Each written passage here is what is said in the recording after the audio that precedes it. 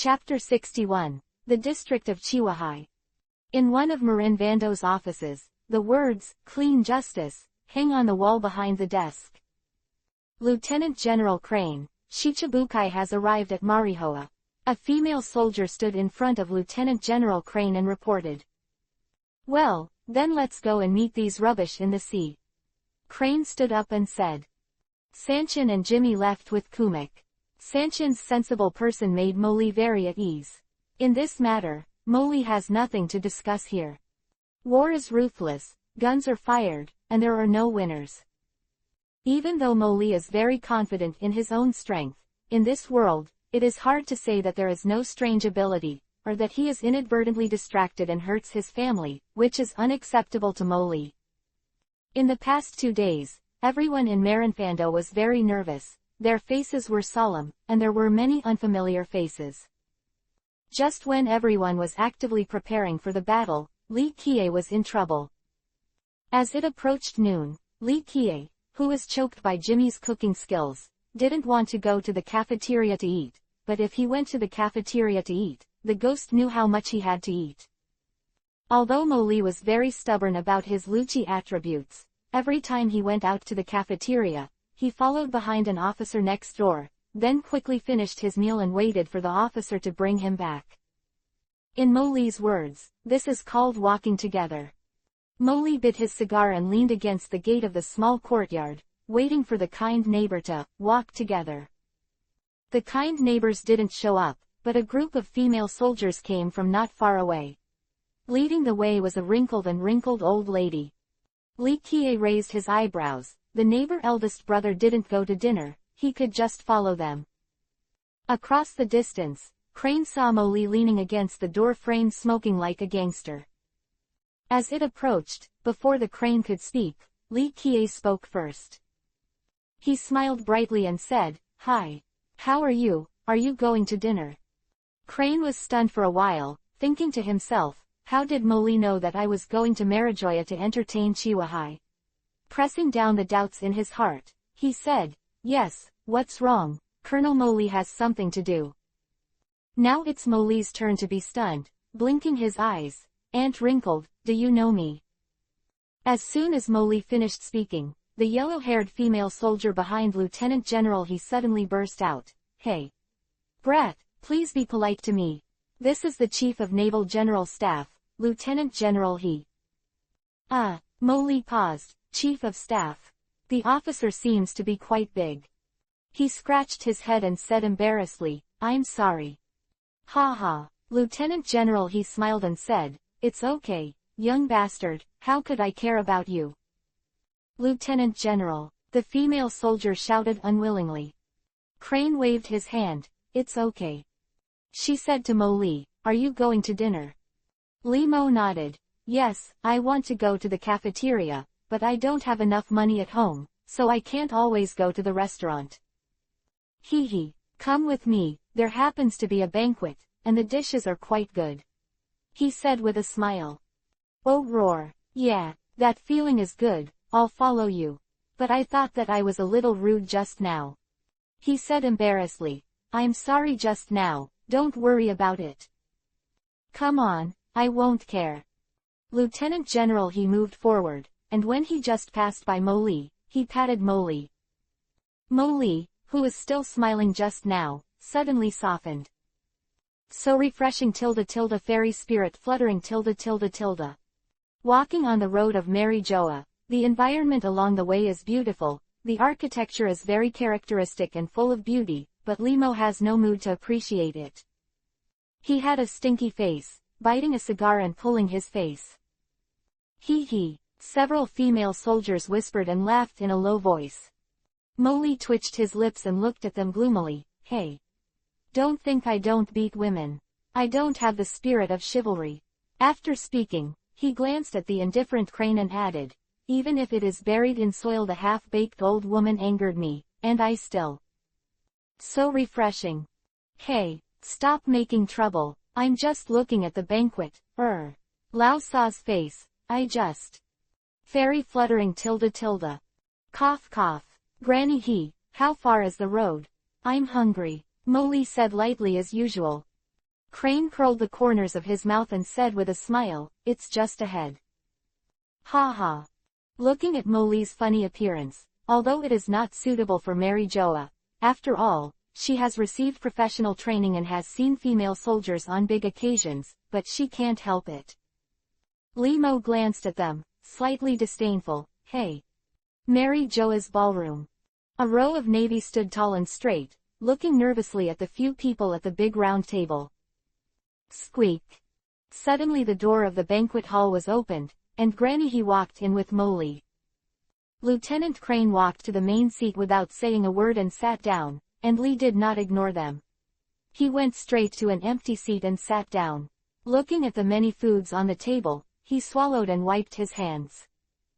Cooked rice. Since Molly came in and sat down to eat, it instantly attracted the attention of several people. Limo glanced at a few people, all of them strangely shaped, and they didn't look like good people. Molly, who was eating, suddenly felt a scrutinizing gaze falling on him. He nibbled at the big flesh and blood, turned his head to look. It was a man with eagle-eyed eyes, carrying a large cross on his back, his legs on the table, and he was looking at himself. Molly frowned, swallowed the food in his mouth, looked at Hawkeye, and asked angrily, "What are you looking at?" Hawkeye looked at the simple and unadorned long sword that Molly was slung around his waist. 3 years ago, a great swordsman in the Navy was born, and he killed 10 big pirates with one knife. Is that you? Limo shook his head and killed 10 people. He did it, but he was a swordsman, not a swordsman. A tall figure sitting on the table with a pink feather cloak, blonde hair and a pair of sunglasses let out a strange laugh. He sneered at Molly. "Diamandi was killed by you, right?" Molly also saw that he was upset for a long time. "People are eating, what the hell are you doing sitting at the table?"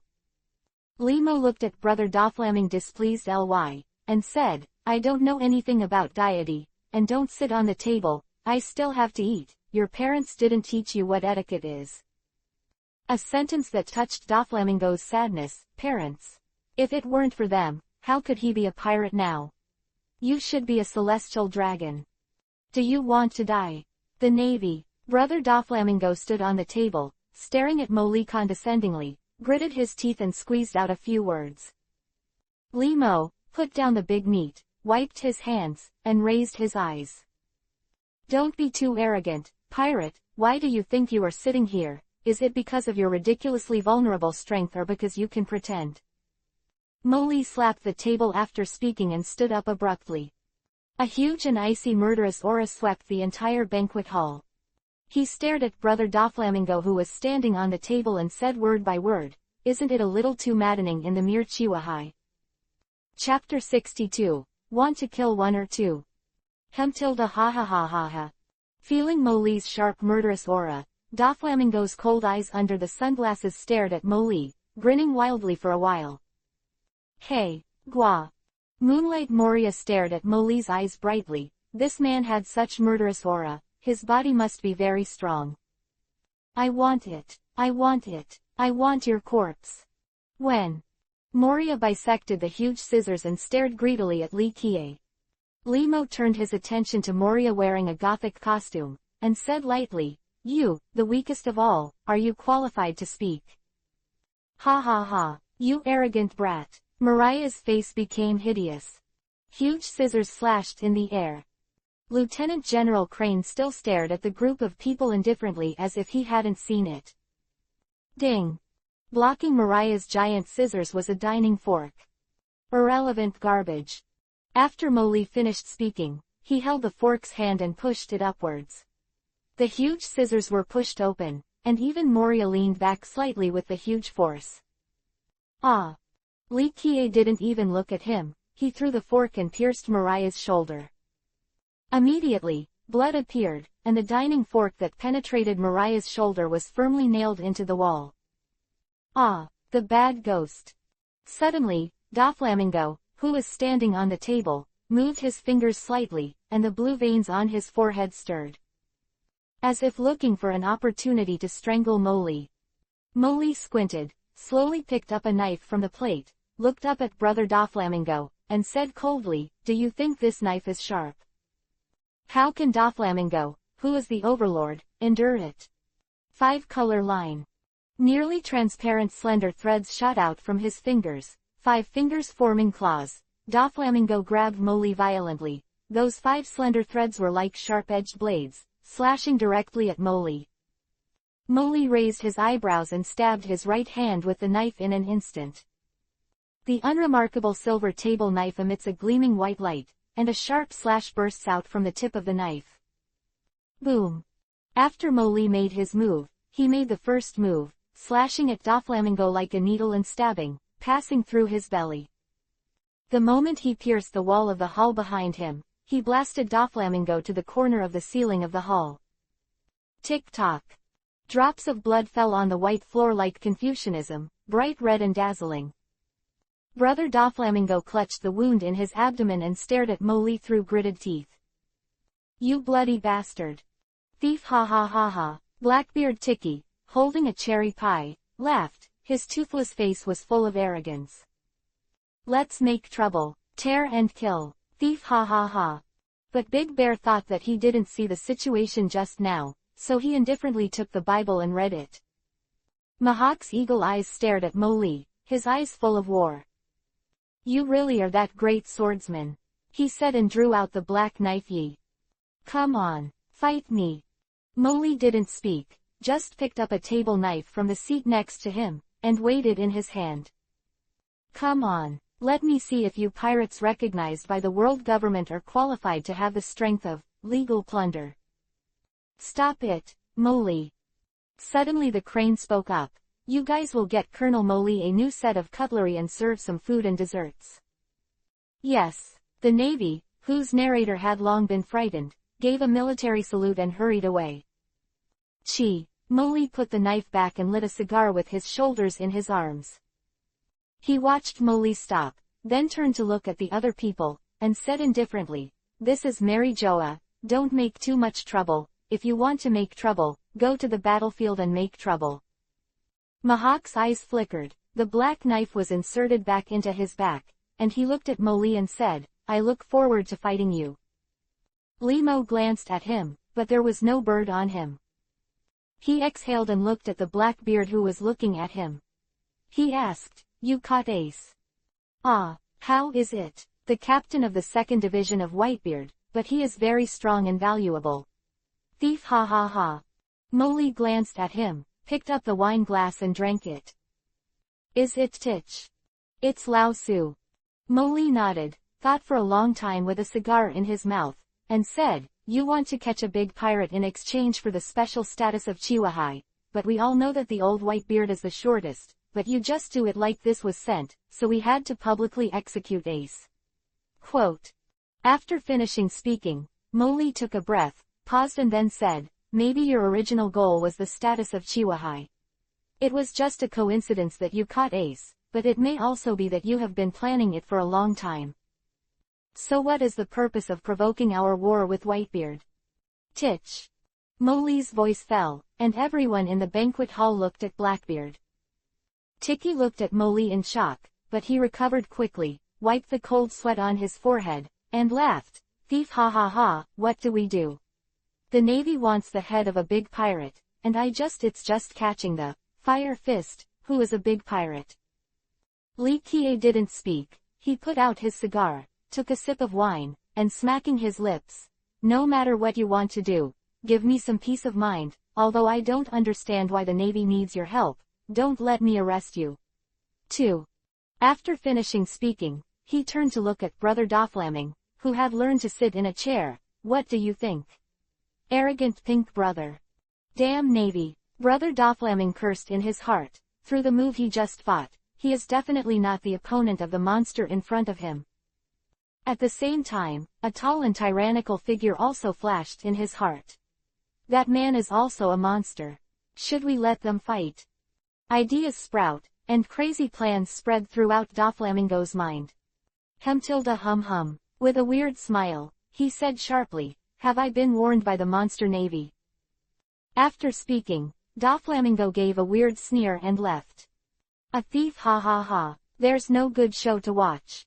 Titch laughed when he saw Brother Doflamming gone. Would you like me to accompany you in another play? Lychee asked softly, looking at Titch.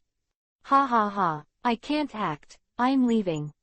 Hey, Moria also covered her shoulders and walked away. Mahak stood up and looked at Mo Li. I look forward to fighting you. Mahak is gone too. Mo Lily ignored him and started to eat. Only the bear without much thought was left, sitting quietly. He looked at Mo Li, who was enjoying himself, and asked softly, you did a good job, these pirates need to be deterred. Mo Li pouted, Mother He, do you want me to kill one or two? Crane shook his head with a smile. He trusted Mo Li's strength, but it wasn't time to waste time with these guys. Pirates recognized by the world had to find a substitute if they were killed. Sand Crocodile, and Moonlight Moria were successively defeated by Garp's grandson, Straw Hat Luffy. Chihuahui's deterrent status is in jeopardy, and if 2 more people are killed now, then Chihuahua will have no value in existence. No need, let's do this for now, we'll talk about it after the war. Limo nodded and said, if anyone dares to be reckless in the war, I will kill him first. Chapter 63, Beware of Catching a Cold. General Crane asked Molly to eat here, and then followed him to Marin Fando. Limo was quite happy, with free meals and free accommodation, which salted fish could refuse. Moreover, the food at the banquet tasted really good, and the wine was delicious, but the yellow-haired old ladies behind General Crane had a stinky face all day. Sigh. Li Qiye just pouted, the old women who are bitter and hated can't get married. With the sound of the door being pushed open, Li Qiye walked into the banquet hall. Looking around, I found a woman looking forward to a large snake. After Li Qiye sat down, he first took a sip of wine, then watched the big snake while eating. Li Mo licked his lips, this snake. It should be quite fragrant, but unfortunately I am not a Cantonese and can't cook snake soup. Otherwise, if such a big thing is cooked, it will be very fragrant. Boya Hancock glanced at Mo Li, frowned, and shouted coldly, who allows you to look directly at your concubine? There is only one man in this world who can look directly at your concubine, but it's definitely not you, dirty man. Immediately afterwards, a pair of big white legs cocked up, his head was raised, and his fingers were inseparable. Why don't you gouge out your eyes? Huh. Limo turned his eyes from the chubby body of the big flower snake to the talking Hancock. At this time, Hancock was also scorning Limo with a strange gesture. Molly smacked his lips. I am sick. Huh. Hancock's face was gloomy, and he jumped up instantly, spinning and twisting in the air. Aromatic feet. Molly raised his left arm. Bang. The corners of Hancock's eyes moved slightly in midair. So hard. Molly held his arm to block Hancock's kick. Raising his eyelids, his expression was slightly startled, and then he propped his left arm, and Hancock flew back to the snake. Hancock looked at Molly solemnly, this man is so strong. Okay, let's go. Except for Laosha, who was abolished, and Jinpei, who did not want to participate in the war and was imprisoned, plus the newly joined Tiki, all 6 Chihuahua have arrived. Crane took Chihuahua and Molly, who was eating rice, to Malin Fando. As soon as they arrived at the Crescent Bay in the headquarters, there were sailors taking Chihuahua to rest. Hancock was still staring fiercely at Molly, and the big flower snake beside him was also spitting out letters dangerously. Lieutenant General He walked forward behind Lieutenant General He, and suddenly turned to look at Hancock. Put more on, be careful of catching a cold. Hancock was stunned for a while, then suddenly reacted and looked up suddenly, but Molly was no longer there. She gritted her teeth and said, damn, dirty, hateful man. Mother He, I'm home. After greeting He, Lee turned around and left. Your house is over there. He pointed blankly in the opposite direction of Li Qiye. Molly was stunned for a moment, then said, I went to the store to buy a pack of cigarettes. You know, I'm a big smoker, so. The shop selling cigarettes is over there. He pointed to the northwest direction of Li Mo Li again. Oh, I forgot. I'll go to Lao Sa's office first. You know, Lao Sa is my superior. I have nothing to do with communicating feelings. Kazuna's office is there. Suru pointed to the naval headquarters building in front of him. Ha ha, this old lady is really ignorant. Moli scratched his head in embarrassment and said in a serious tone, I'll go with you. Naval headquarters, in the conference hall of Nova University. On one side of the long table, the Marshal of the Warring States period is seated in the main seat, and 3 chairs are placed on each side, and the 3 generals of the Navy headquarters are seated. In addition, there are 3 rings of seats around the long table, where the Vice Admirals of the Navy headquarters gather. Miss He, you are here. Warring States greeted he when he came in. Lieutenant General Crane nodded, walked to the long table in the middle and sat down. Where's Garp? Crane asked.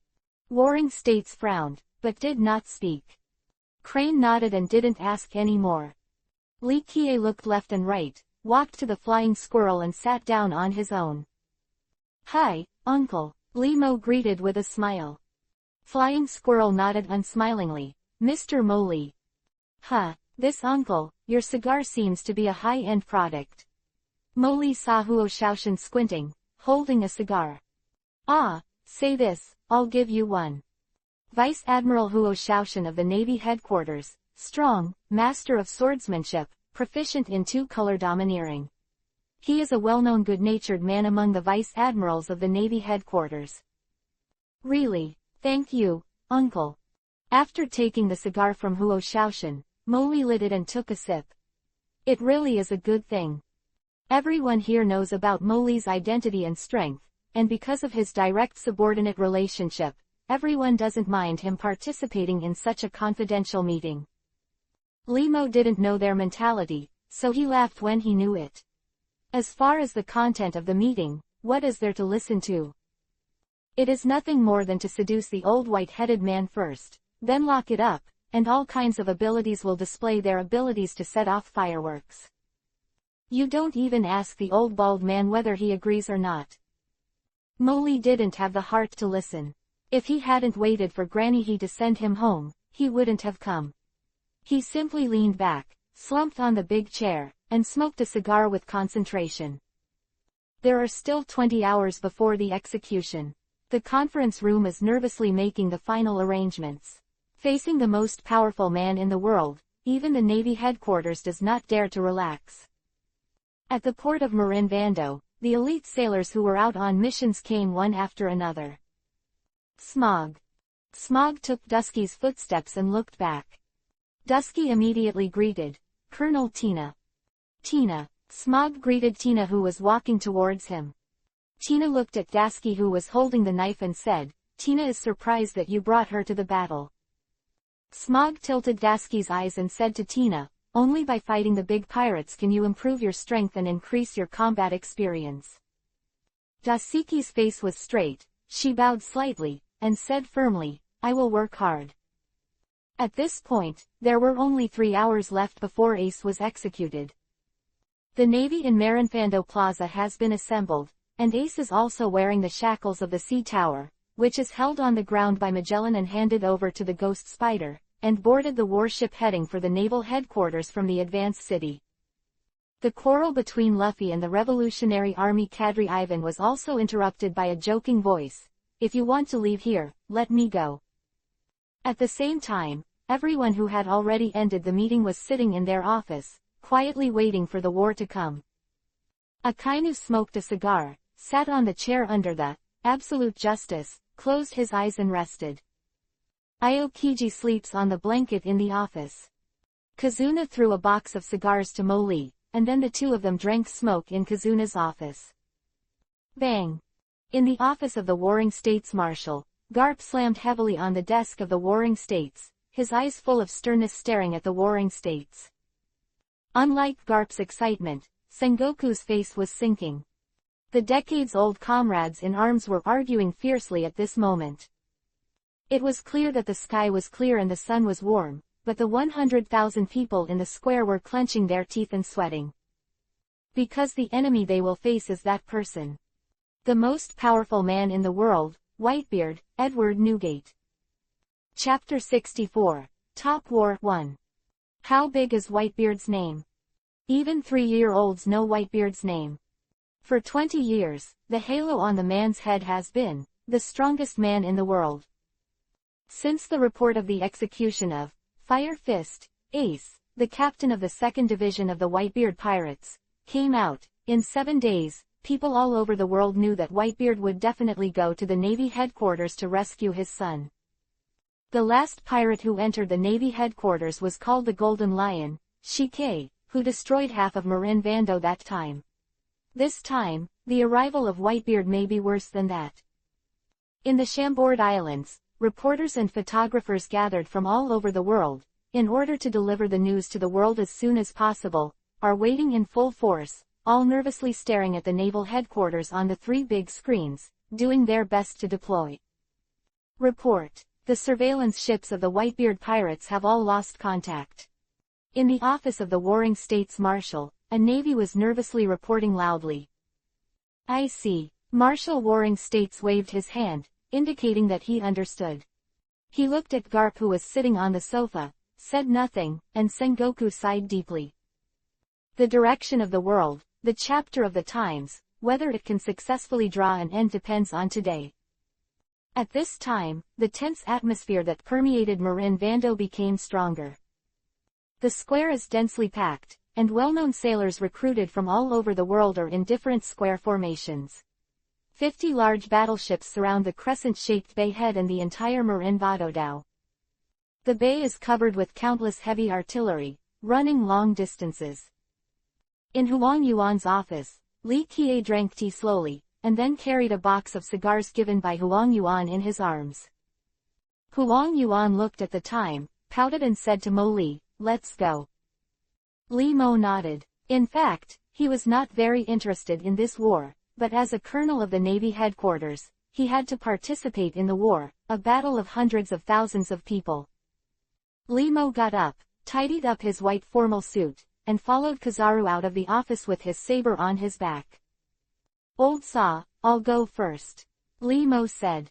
Huang Yuan thought for a while, "Be careful not to say this exhortation, it seems that it is useless with Mo Li's strength," and finally Huang Yuan smiled and nodded.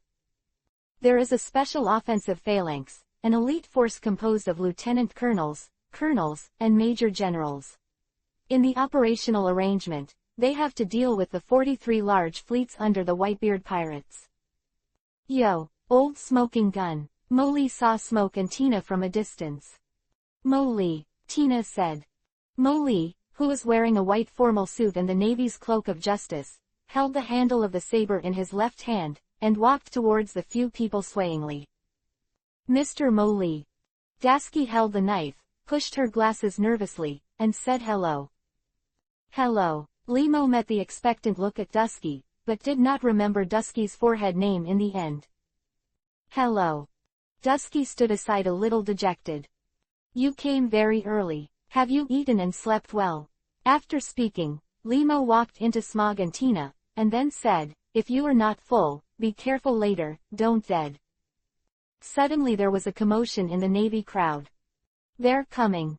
Smog looked forward. The army was at the forefront, standing on the copper wall, and the iron wall was Wang Xiaqiwahai. Yasha, Don Quixote da Flamingo. One Piece, Boya Hancock. Tyrant, Bartholomew Bear. Moonlight Mariah _ The world's greatest swordsman, Jorakal Mahak. Looking at the dangerous atmosphere exuding from several people, Dasky asked, "Is Chiwahai also participating in the war?" "Hey, it's just trash. If you dare to play tricks, I'll kill them first." Mo Li pouted and said contemptuously.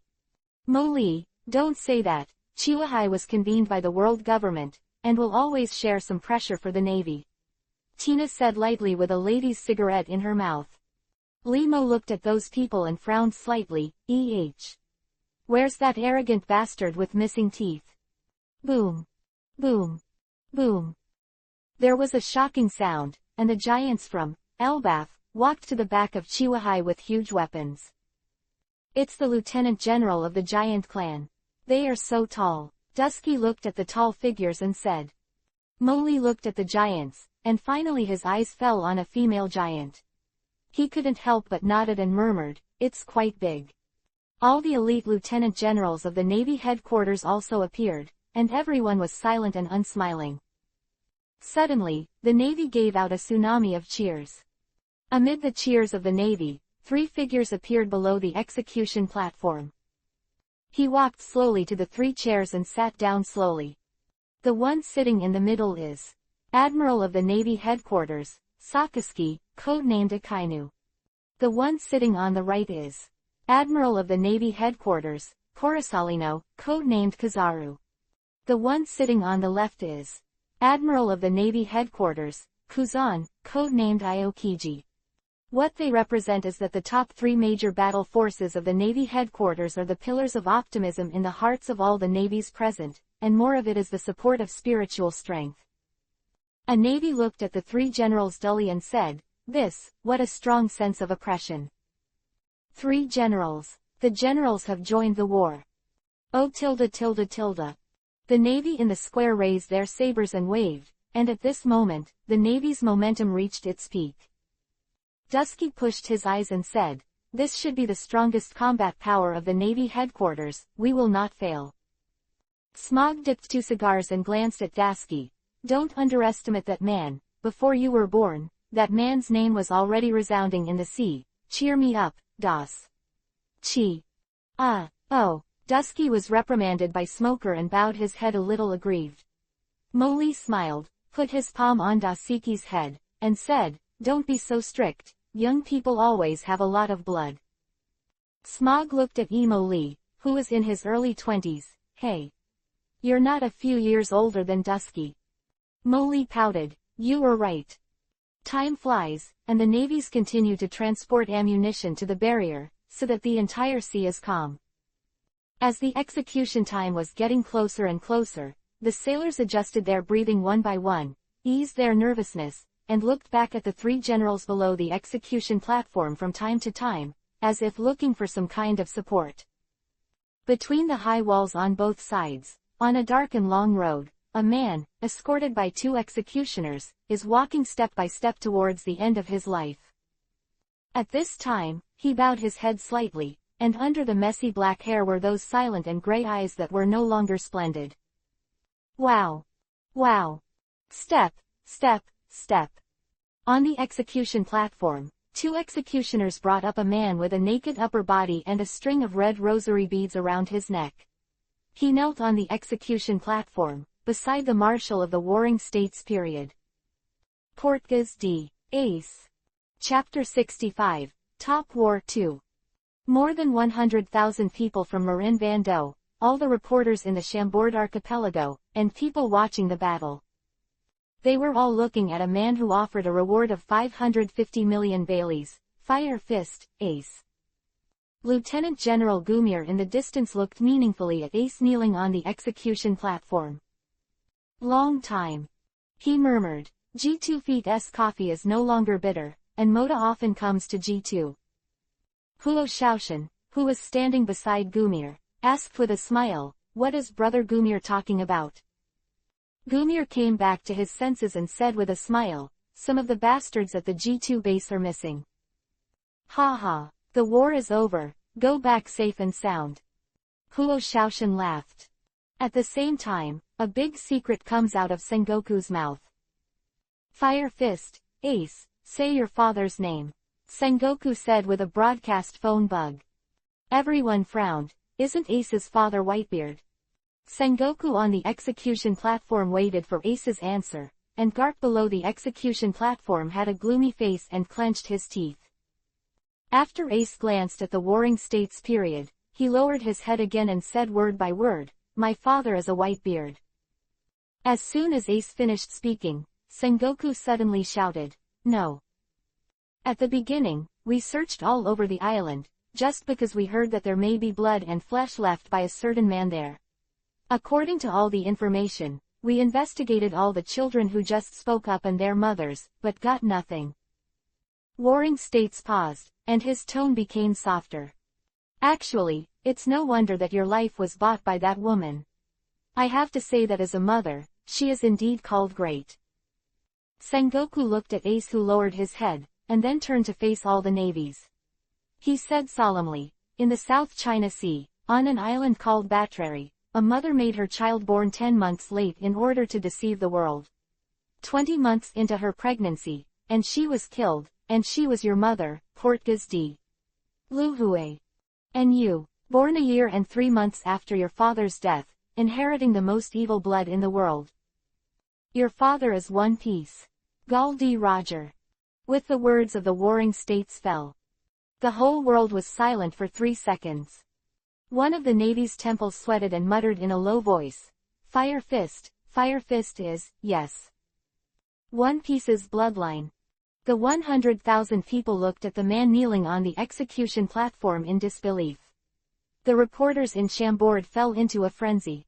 Rayleigh, who was behind a giant tree, wiped the tears from the corners of his eyes and quietly watched the big screen. No, Ace began to struggle, and retorted loudly at the same time, I am the son of Whitebeard, and I chose to board the ship to make my father the Pirate King. It's only you who thinks that way. Warring States frowned slightly, and then quickly stretched out. He said solemnly, actually, the reason why we didn't take action is precisely because of Whitebeard. You have been protected by him. Suddenly a navy came to report. Report to the Warring States Marshal. The door of justice was suddenly opened, and the power room could not be contacted. What? Warring States was startled and immediately asked, how can the door of justice be opened? But now is not the time to be held accountable. Wu tilde tilde tilde tilde tilde tilde.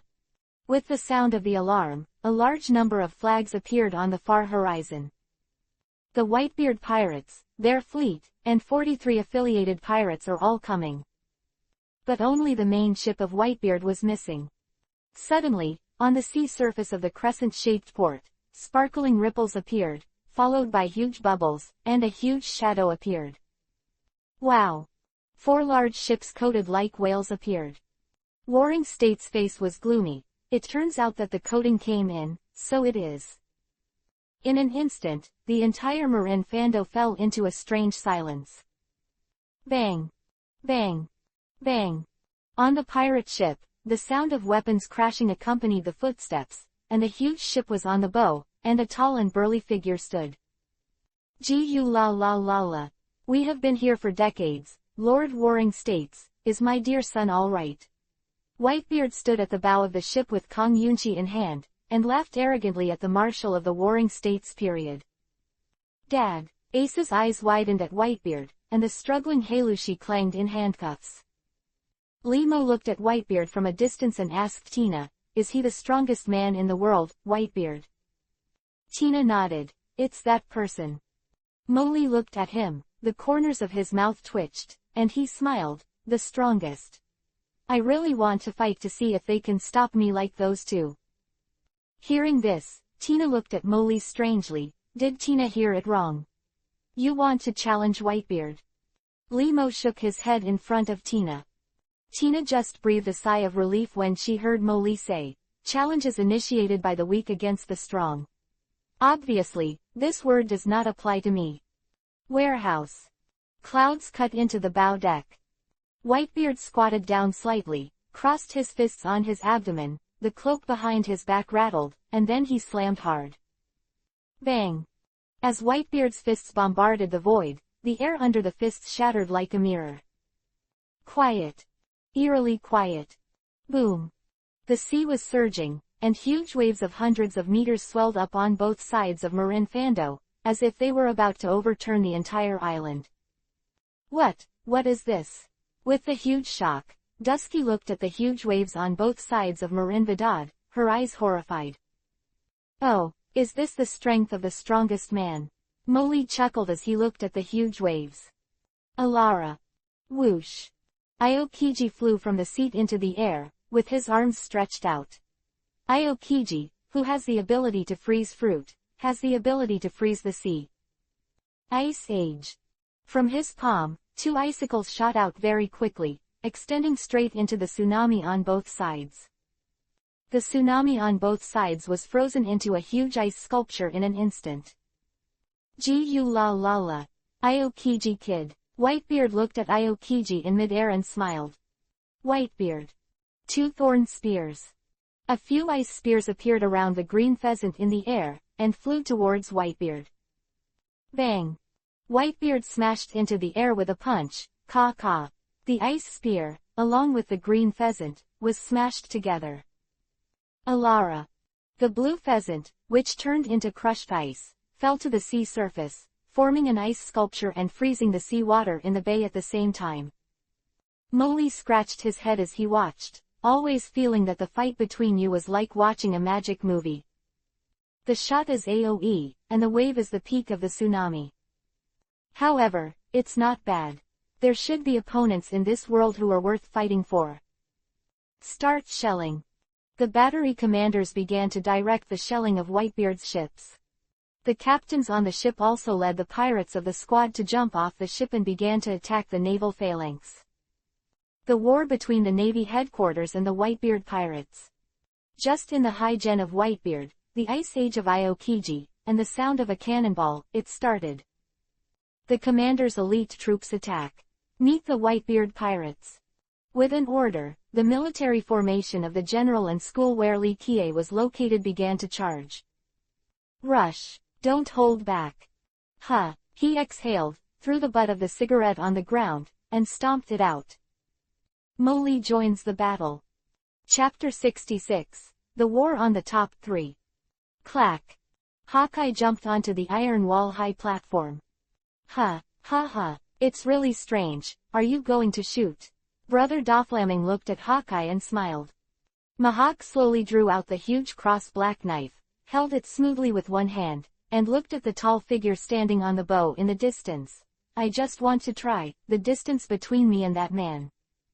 One hand, one knife, swing out. A huge dark green sword energy slashed across the ice and headed straight for Whitebeard. Everyone is watching this world's #1 slash. Boom. The slash was so close to Whitebeard, he was blocked by a sturdy figure, and his arms were raised vigorously. The slash turned into a spiral and dissipated. Whitebeard Pirates, 3rd Division, Captain, Diamond Yoja. Molly slashed with a punch, looked at Hawkeye and pouted. The world's largest swordsman with a hammer, was blocked by a flash of light. It's a pity that you are still looking forward to fighting with me. I will fight your grandmother's legs. Hey, girl, watch out for the back. After kicking a pirate who was going to attack Dusky, Li Kie said to Dusky. Ah, thank you Colonel Molly. Dusky gasped and thanked him. Limo waved his hand and hid in the other direction. At this moment, Molly was holding a pile of ice shards in his hand, and to see which navy was in danger, he threw an ice shard to save him. Molly, who was transformed into a firefighter on the battlefield, was running around, swaying left and right. Kill. A pirate held up a big sword, took a few steps and jumped up, slashing at Molly. Molly's side of the body, dodged the blade, when the pirate fell with the knife, just about to raise the knife to fight again. Bang! Molly raised his leg and stepped on the pirate's head, smashing the ice, and the pirate's head sank into the ice. He jumped up and flipped, holding down a pirate's head in midair and twisting it gently. The pirate was twisted and his neck was broken. Just as Molly stood still, a giant axe attacked Molly, and Molly's figure turned to the left, punching the falling axe in front of him. Bang! The iron giant axe shattered, and the man looked at the fragments of the giant axe embedded in the ice in disbelief. This man actually smashed the axe with one punch. Well, you can die. He weighed the last piece of ice in his hand and flicked it across the pirate's neck. Blood sprayed, and the corpse fell to the ground. Hey, Navy, let me meet you. It was Diamond Joyce who spoke. From the beginning, he found that this navy was on this battlefield, and he was able to kill his comrades wantonly. Brush. Chaozi's arms turned into diamonds, and he quickly ran towards Li Kie, and then jumped high, his arms showing more strength under the coverage of the diamonds. Molly raised his head and squinted his eyes. What's the matter with this special sparkle? Li Kie stood on the spot, unmoved, raised his arms, and received a powerful blow from Chowzi. "Go to hell, Navy!" Chowzi roared, confident in his own strength and fruit ability. Boom! Double fist to double fist. The ice layer under Molly's feet shattered, and a huge gust of air broke out between the two of them.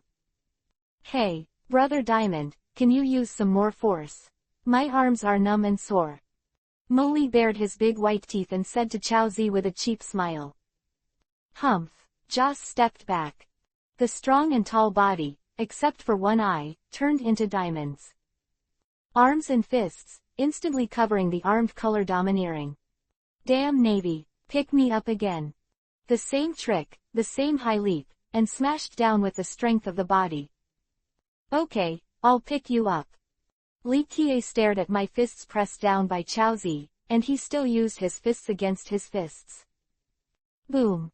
The Navy and pirates who were fighting around looked at the two wrestling in shock. "I took it, and then what?" Molly asked jokingly, looking at Chowzi, who was complacent just now because he received the Hawkeye slash. Chowzi, no matter how hard his arms are, he can't shake the fists that are on top of his fists.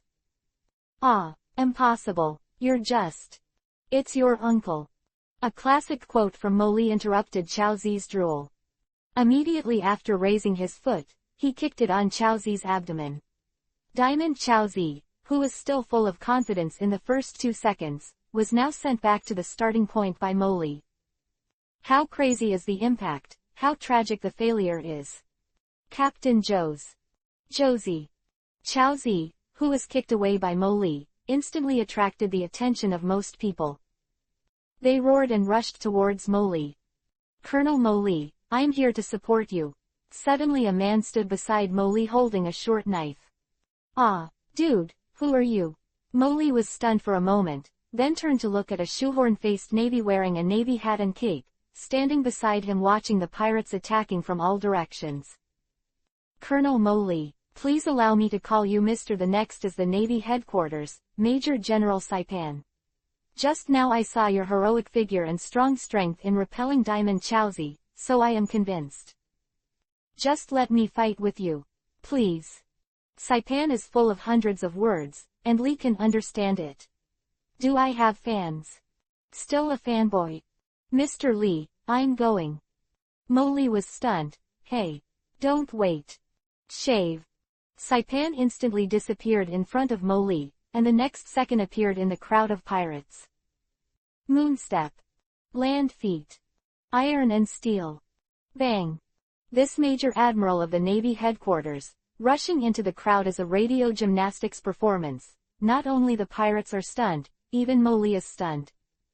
"You fucking hit someone first, why are you whistling?" In the end, with the biggest illusion in his life, I had iron and I was invincible, and took off on the spot. Pop. In more than 10 seconds, Saipan performed a complete 6 form, and finally defeated the battle with self-confidence, skills and iron. It flew back upside down and landed at Molly's feet. Molly smacked his lips, he was speechless, he didn't know what to say. "That, hard work." Saipan struggled to get up, clutching his stomach, and whispered, "Colonel Molly, these pirates are indeed from the Whitebeard pirates, they are quite powerful." Molly was ready at that time. "You fucking beat people, what are you doing with ice cubes? Look at the ice over there, you are about to pierce through it. Okay, take a rest, and keep in touch when you have time." After he finished speaking, Molly rushed over to the group of pirates. Suddenly, he stopped again and turned around and said, "Iron block is a tricky thing, I will use it less in the future." Limo rushed into the crowd and killed. Saipan watched Molly casually kill the pirate who had seriously injured him just now. He was consciously ashamed. Why should he fight alongside Mr. Molly with such strength? As everyone knows, it's either that he's not good, or that he can't aim properly. He is one pair of glasses away from the strong. Chapter 67, Top War 4. In the whole bay, the sound of killing is loud, and the smoke of war is filled everywhere. The pirates are constantly attacking the defense line of the Navy. The lieutenant generals temporarily formed the first line of defense, and each fought against the captains of the Whitebeard pirates. Limo was in the middle of it, and he was able to rescue the injured navy beside him with ease. Intensifying, chaotic battlefield. The yellow ape moved. The golden light suddenly appeared, shining high in the sky, and the golden ape of the shining fruit ability shone on the entire battlefield at this time. Orchid pointing light in both hands. 8-foot Changgu Jade. It was like the starlight falling from the sky, and the speed was extremely fast, and it was densely sprinkled on the Whitebeard. It's so dazzling, Whitebeard complained. I saw a person flying out from the flank, and before the laser, a group of cyan flames blocked Kayabu's tricks, and the attack from the surface was like crushing the figure. Bang! A burst of brilliance dissipated, the man's wound burned with blue flames, and the wound recovered. It's Marco, Phoenix, Marco! The Marines exclaimed. Molly looked at the sky and exclaimed, wow, wow, this Phoenix, is it a Phoenix? A pirate saw that Molly was staring at the sky in a daze, secretly thinking of a good opportunity. Taking 2 quick steps, he raised his knife and slashed at Molly. Molly turned his head, raised his hand and clamped the long knife that was flashing down with 2 fingers, broke it, and pierced the pirate's chest with the tip of the knife. Navy, give me enough time. A dark-haired man with a dark brown cloak and blonde hair rushed to Li Qia's side. He flew a punch and smashed to the left side of Li Qia. It's Captain Jingudo. The person who came was the captain of the 11th Division, Jingudo, who was very good at fighting. Molly raised his left arm to hold Jingudo's punch. Huh, it hurts a bit, Molly teased. Jingudo widened his eyes angrily and shouted, stop deceiving people. Despicable Navy. The second punch hit Li's chest. Bang. Right fist blocked. After a stalemate for a while, Li Qia asked suspiciously, Brother Black, don't you have any strange abilities? Jingudo gritted his teeth. I'm not a devil fruit person, I have to rely on. Come on. Limo kicked him away and complained, can't you be like the others, reporting your abilities before fighting? Are you kidding me? My time is precious. Cough cough. Jingudo rubbed his chest and coughed continuously. Are you all right, Jingudo, the captain of the 6th Division? Brahmank asked with concern. Brahmank, call the other brothers, and we'll clean him up together, Jingudo said. Although Brahmank wanted to be brave, he didn't dare to be too big after seeing Molly defeating Joes and Jingudo one after another. Good. At this moment, a huge shadow shrouded the front square, and it was Diamond Yoja who lifted a huge block of ice and smashed it towards the execution platform. Big Spitfire. A huge mass of magma fist was placed on top of the ice block, and the ice block was completely melted in a moment, and the magma fist flew straight and scattered, blasting popular meteorites. This ability is really exaggerated, Molly said with a tisk. Where are you looking? A roar, a giant hammer, rampaged against the ice. Molly held it with one hand, raised his head and said, Big fat man, are you a little bit energetic? Come on. The 7th Division Captain Lack made a meteor hammer and came straight to Molly's face. Limo stretched out his right hand and held the meteor hammer.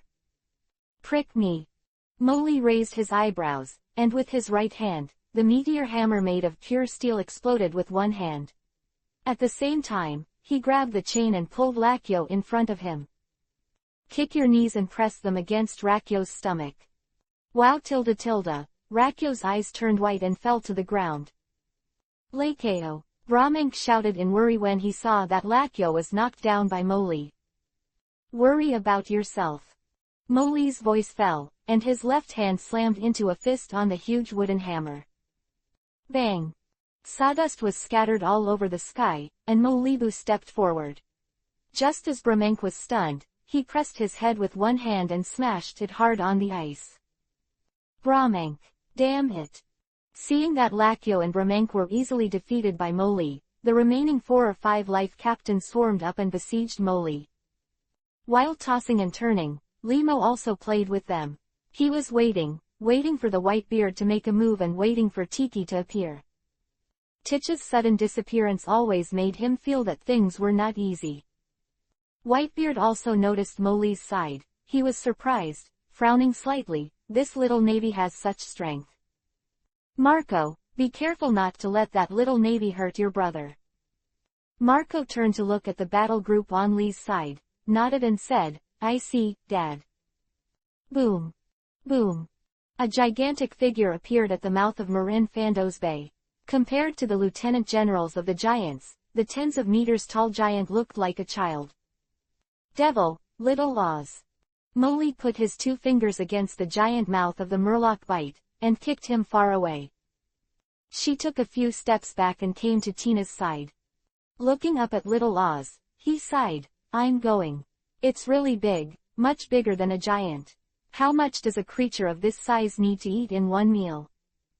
This is the ancient giant, the grandson of Oz from the fate of the country. Little Oz, Tina said, looking at Little Oz. This grandson is so big. Lee Mo nodded. Little Oz picked up a large warship and slammed it into the inner bay. Tina frowned. Let's go, let's leave it to the giant lieutenant general. Molly was stunned for a moment, pointed to a warship about the size of a giant lieutenant general, and said, Are you sure the giants can handle it? Tina nodded, as if he was very confident in the strength of the giant lieutenant general. Yes, the giant lieutenant general's duty is to stop Little Oz. Molly pouted. He could be a fart. This warship not only has its own weight, but also the strength of Little Oz. It is very strange that it can handle it. In Tina's puzzled eyes, Li Kie raised his saber and waved it diagonally towards the flying warship. Hum tilde tilde tilde. A huge white light slash, sent from Molly's saber, passed over the 2 giant lieutenant generals who were going to take over the battleship. The blade, like a knife cutting tofu, opened the large battleship in half, slashed into the sky, and took it up. The strong storm slammed into the giant ship, which was in 2 halves, offsetting the force of the giant ship's fall. Such a sudden slash and a sharp blade instantly attracted the attention of hundreds of thousands of Marin Fando. While they were amazed that the slashing warship was cut off, they all turned to look at Li Kie, who made the slashing attack. Who is this Navy? Whitebeard looked at Mo Li, who was calmly holding the knife, with a solemn expression. This Navy kid doesn't seem to be simple. Navy kid. Dad? Marco asked. Whitebeard shook his head. No, it's important to save Ace. Yo. Did Mo Li make a move? Huang Yuan pouted and laughed. Alara, really amazing swordsmanship. Aokiji marveled. Somewhere on the battlefield, Akainu stood under the execution platform, looking at where Li Kie was. The eyes under the brim of his hat were ridden with appreciation. Everyone in Chihuahai looked at Li Kie, who was holding the knife without saying a word, with different thoughts. The flame of hatred in Doflamingo's heart grew stronger, and he couldn't wait for that terrifying plan. Mahawk's eyes were like hawks, staring at Mo Li, and the swordsman's instinct made him excited. Tina was shocked. Mo Li, are you so strong? Li Mo smiled and said, I know how to use swordsmanship. Chapter 68, Top War 5. The warship was cut down, but Little Oz didn't flinch. At this time, he didn't even listen to Whitebeard's words, and he only had the gentle Ace in his eyes. Ace, I'll save you right away. Little Oz wielded a huge chopper to defeat the giant lieutenant generals one after another. Boom. He punched the giant female lieutenant general who Mo Li had said was very big. Little Oz was full of momentum, and for a while, several giant lieutenants could not stop him. Little Oz raised the huge chopping knife high and swung it down at the fort in the bay. The shadow of the huge blade shrouded down. The blade did not fall, and the wind pressure came first. In that area, both the Navy and the pirates fled. The huge body and the huge slashing knife are extremely oppressive on this battlefield. Mo Li, retreat first. Tina said anxiously. Li Mo shook his head and said calmly, Miss Tina, don't make trouble, we are the first line of defense, we retreat. Do you want the Marines behind you to die? No, Tina is not. Just as Tina was about to explain, she heard Mo Li say, it's all right, it's just that she's bigger. He paused, then continued, "It's all the same." Li Qian stood under the edge of the blade that Little Oz was about to slash, and stood still. "Raise your sword and slash towards the sky." The half-moon-shaped white slash, illuminating the shadow under the Little Oz's slasher, slammed into the huge slasher's blade. Jung. After the slash passed, the slashing knife broke, and the huge blade spun in the air, and finally plunged straight into the ice surface. At this moment, Moli raised the tip of the blade, his wrists trembled slightly, and the blade turned around and slashed down. With a slash of white knife light, between the electric light and flint, the left arm of Little Oz with the knife was chopped off. Ah! Everyone was shocked. The fear of the Navy, the hope of the pirates, and Oz, who was blocked by this blow, were all cut off by Li Qian. Captain Oz. Oz. Oz. Go. You are no match for him. Ace on the execution platform struggled hard, with his hands behind his back being locked, and the chains rattled. He remembered Moli, the laid-back Navy who compared his appetite with him and bathed in hot springs together, saying that he was just off work. His strength was so powerful. Whitebeard looked at Moli, who was standing with a knife, with uncontrollable anger in his eyes.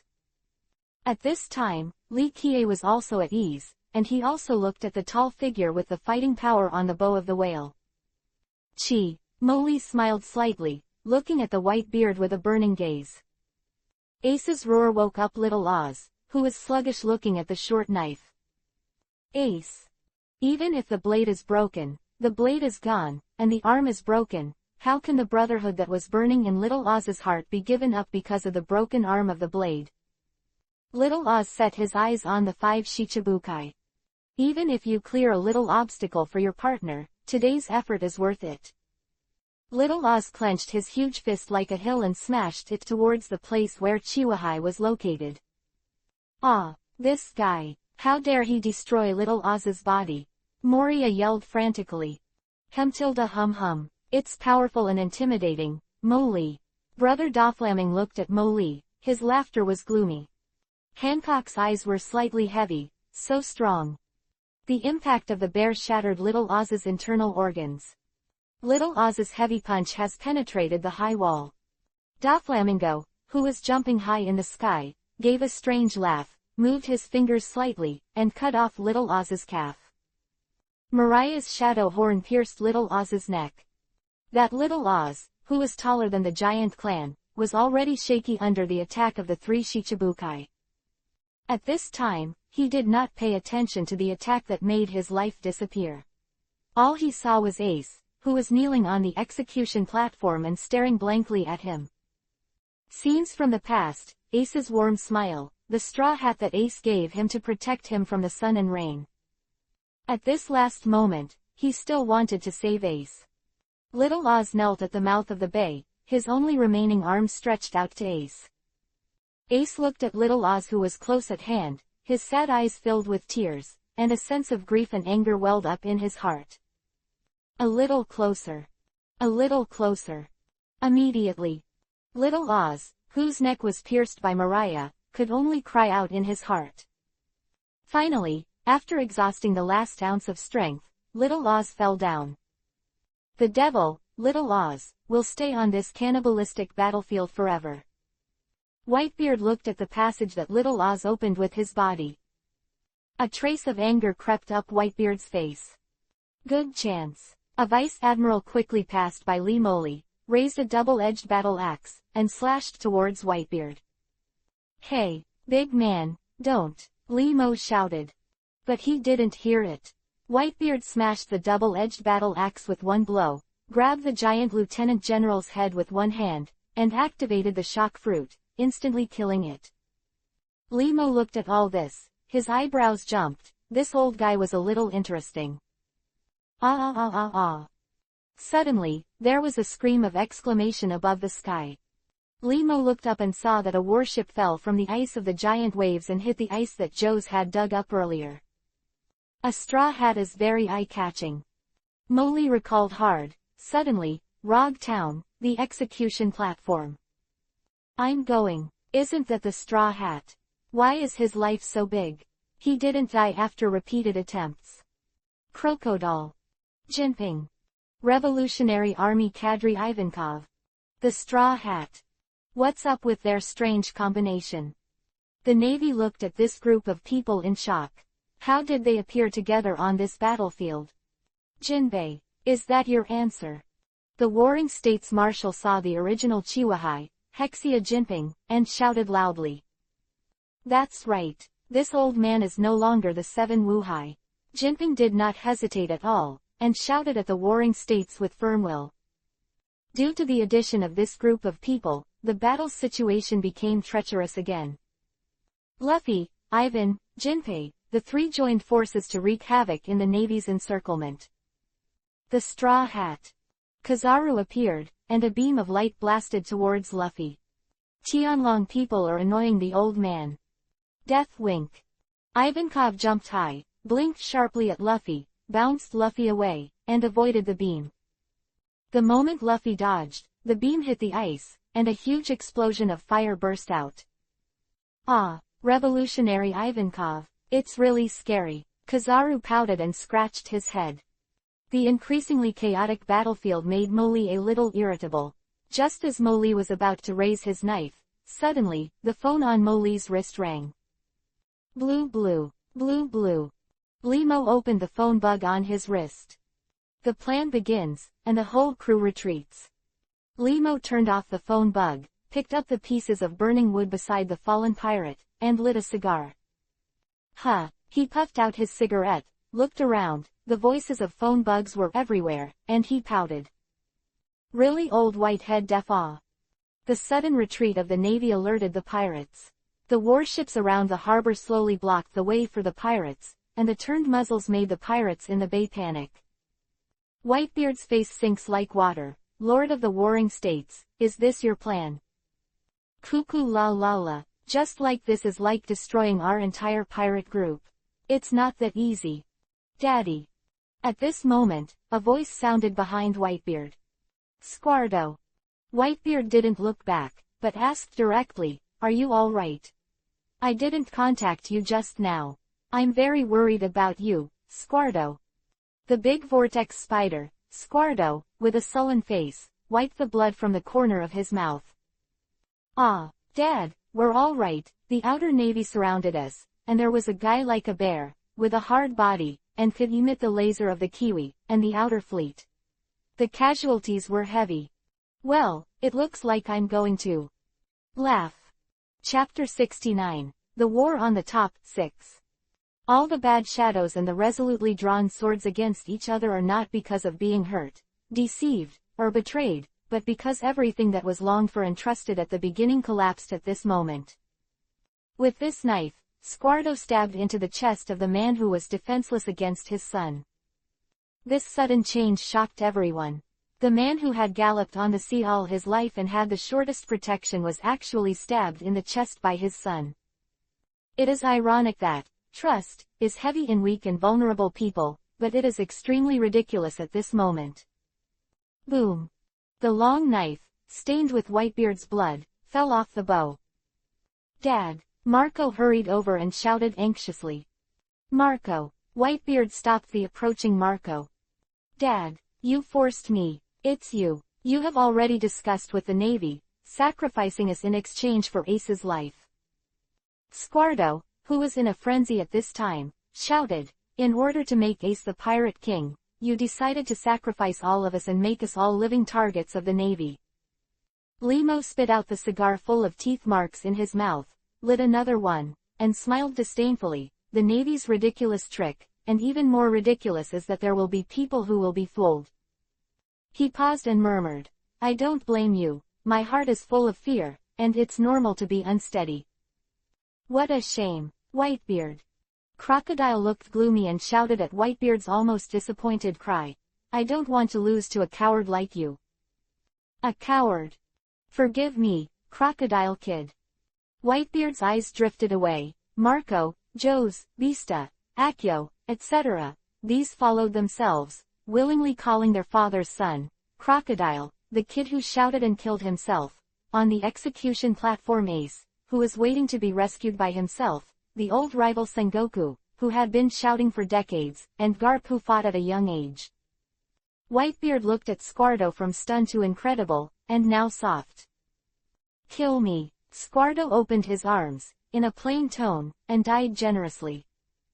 Bang! The imaginary giant fist did not come, and what greeted him was the broad and warm embrace of Whitebeard.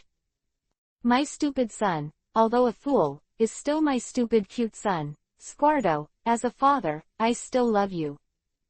He let go of Squardo, firmly grasped the Naginata sword, stood up, clenched his fists, and suddenly slammed into the air on both sides. Boom! Boom! The ice walls on both sides were shattered by Whitebeard, and an escape route was opened up. Boo la la la! Whitebeard stood at the bow of the boat, laughing heroically, and then shouted, "As pirates, you have to decide what you decide to believe." Saying nothing more, he laughed proudly and shouted loudly. That short sentence reassured all the pirates who followed him and regained their morale. And now their momentum, their emotions are even higher. Because the strongest man in the world jumped off the bow. "Whitebeard, go to war." Molly stood in the distance and raised the corners of his mouth, stroking the saber with his left hand. Another heroic old man. Are people like this in the last era? I really want to see and see. After speaking, Limo walked slowly towards Whitebeard. Whitebeard suddenly joined the battle, and the situation changed for a while. It seemed that the battlefield was shaking. He held the cloud-cutting blade and pointed directly at the execution platform. The Navy is still retreating, shrinking the encirclement. At this time, a giant lieutenant general slashed left and right with a long knife, came to Whitebeard in a few steps, shouted loudly, clenched the long knife in both hands, raised it high and chopped down, pointing directly at Whitebeard.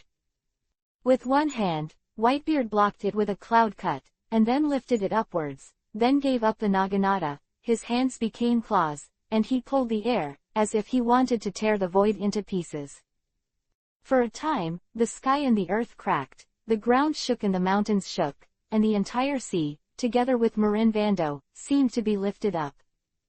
After the ground shook for a while, Whitebeard held the knife in his right hand, jumped up, and clenched a fist in his left hand to punch the void in front of the giant lieutenant general. Whoosh! At the critical moment, the air that was shattered under the Whitebeard's fist was caught by a lazy man with one hand and one fist. Boom! The huge shock wave exploded and spread, and the walls and buildings where the shock wave passed were destroyed. Ah! It's Colonel Mo Lee. Oh, it's Mo Lee. Huang Yuan looked around and said, "This guy is so powerful. Is that Colonel Mo Lee? Damn, this guy's strength."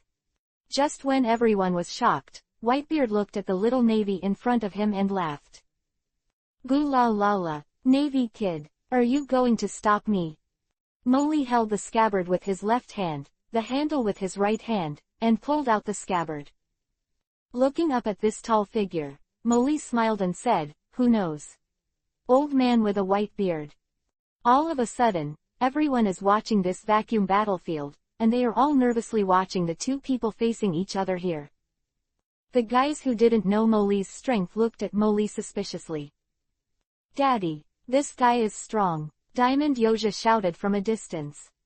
"Go and help the Straw Hat Boy, leave it to me here." As soon as Whitebeard finished speaking, he raised Kong Yungkyut high, and a white ball of light lingered on the blade, which was Whitebeard's ability to attach the vibrational power to the weapon. "Navy kid, come and block." "Okay, old man." Very energetic. Mo Lee laughed. "Strike with a knife." When? Boom. Boom. Two knives collide. The group of vibrating light exploded in an instant, with the two at the center, the ground in the bay shattered inch by inch, and the violent airflow mixed with the shock wave of the vibration ravaged the land of Marin Vando. "Ha ha. Old man with a white beard. It's the first time I've been so excited. Come on." Mo Lee laughed. Whitebeard's eyes narrowed, he actually blocked it. He frowned in surprise. The left hand formed a fist, and the huge light group wrapped the left hand and blasted towards Mo Lee. Mo Lee flicked away Whitebeard's Naginata with his right hand, and also made a fist with his left hand. Punch to punch. Bang. Boom. Another blow, earth-shattering. In the square in the bay, except for the lieutenant generals who were still blocking Luffy and the revolutionary Ivankov, and a group of pirates, everyone's eyes were focused on the two of them. The area centered on the two has been emptied, and no one can approach. Knives collided, fists banged. Each hit erupts with strong airflow and shock waves. Suddenly, Whitebeard became imposing, his face was straight, his eyes were firm, and he bombarded Marin Fando with a domineering look.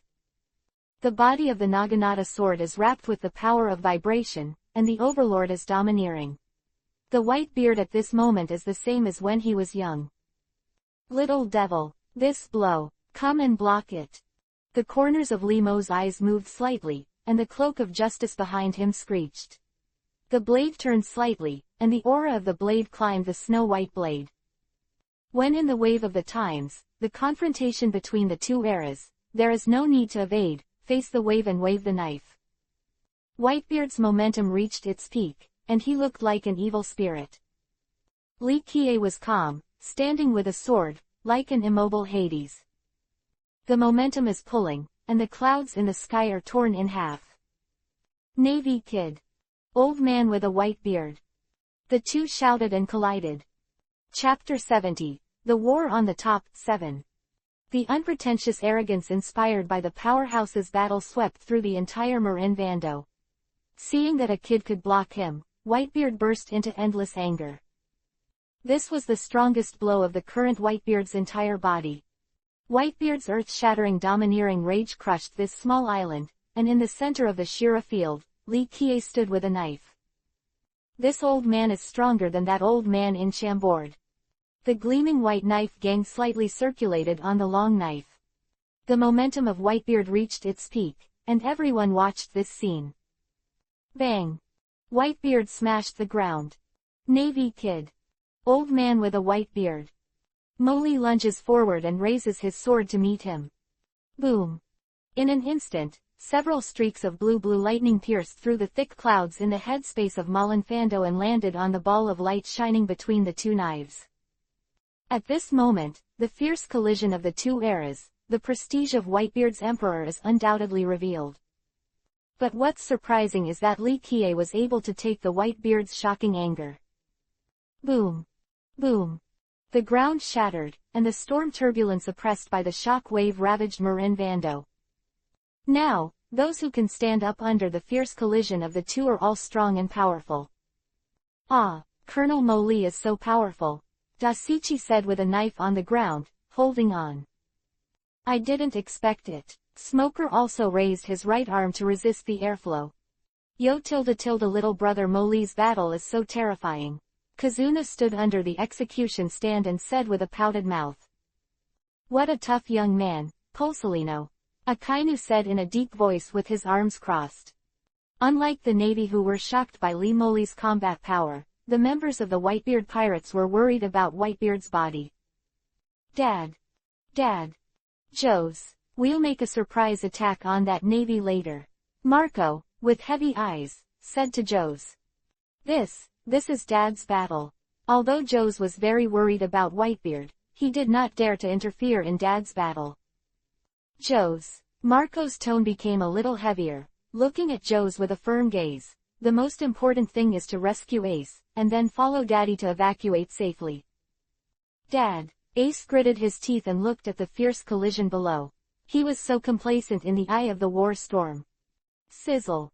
Lightning flashed around the two of them. Boom. In the end, the light group erupted, and a huge shock burst out between the two of them. The impact was swept away, the building collapsed, and several pirate ships and warships were blown. The smoke slowly dissipated, and Whitebeard's violent breathing could be heard faintly in the thick smoke. Ha, ha, ha. Whitebeard held his chest and stood with a knife. Moli pointed the tip of the knife to the ground and looked at the Whitebeard quietly. You Navy brat, you are really strong. Whitebeard said, looking at Moli in front of him. You are also the strongest person I have ever met in this world. Li Mo nodded. As soon as he finished speaking, Molly put the knife back into its sheath, turned his head and left. Gee you lala, kid, don't you fight. Molly waved his hand. I heard my colleague just now, I'm going to save people, I won't fight. After speaking, he turned back to Whitebeard and said in a flat tone, anyway, you're dying, aren't you? Molly's voice fell, and before Whitebeard could speak, he heard a roar, Phoenix Seal. I saw a big bird with cyan flames burning all over its body swooping down, its sharp phoenix claws that can break gold and rubble, and grab Molly. Molly pouted, raised his left hand to make a fist, and slammed away. Bang! A circular airflow erupted, and Marco flew upside down for hundreds of meters, smashing into a pile of gravel and rubble. Ding! Immediately after that, Jazz's armored domineering, thickly covered with diamonds, slammed into Lee Kia's back. Bang! Molly was headed 100 meters away and fell straight into the ruins of a destroyed house.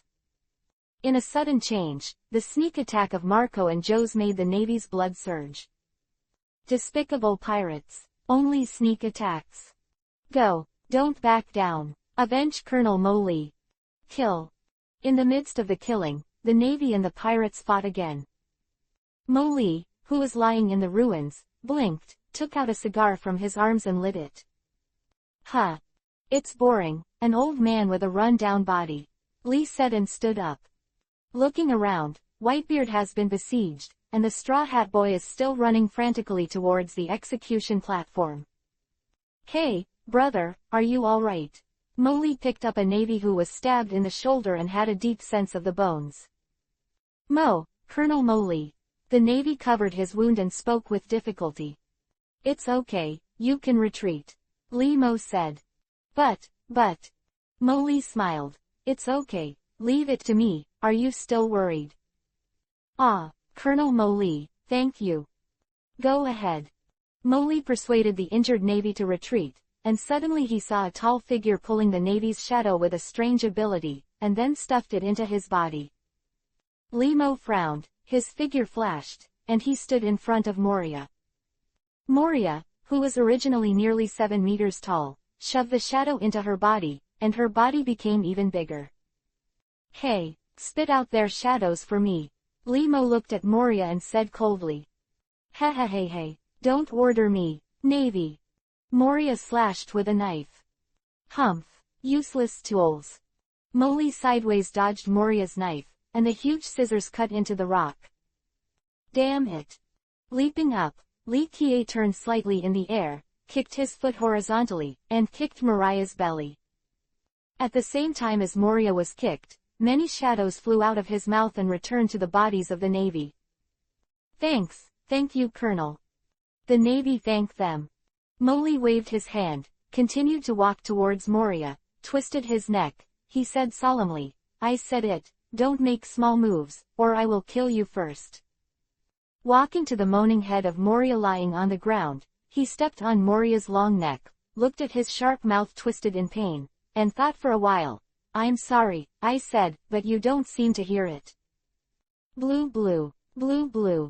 Just as he tried to crush Moria to death, the phone bug on his wrist rang. Huh. Gotcha. Huang Yuan said. Mo Li, don't kill him first, otherwise the other Chihuahai will die, and if they defect, the Marines may increase casualties. Got it. Mo Li, who turned off the phone bug, thought for a moment, raised his feet, and then said, Go away, don't appear in my sight. Bang. Kicked away like rubbish. Click. The siege barrier is activated. Pieces of special iron steel walls rose high, surrounding the pirates in the entire bay. The rear is also blocked by the pacifists led by Zan Taomaru. How can it be repaired? A pirate is a rocket launcher against the wall. Boom. After a cloud of smoke, only a black mark was blown out, and the wall was not damaged. Whitebeard's heavy punch only hit a dent. The pirates looked at the depression in disbelief. Dad's tricks don't work. How is this possible?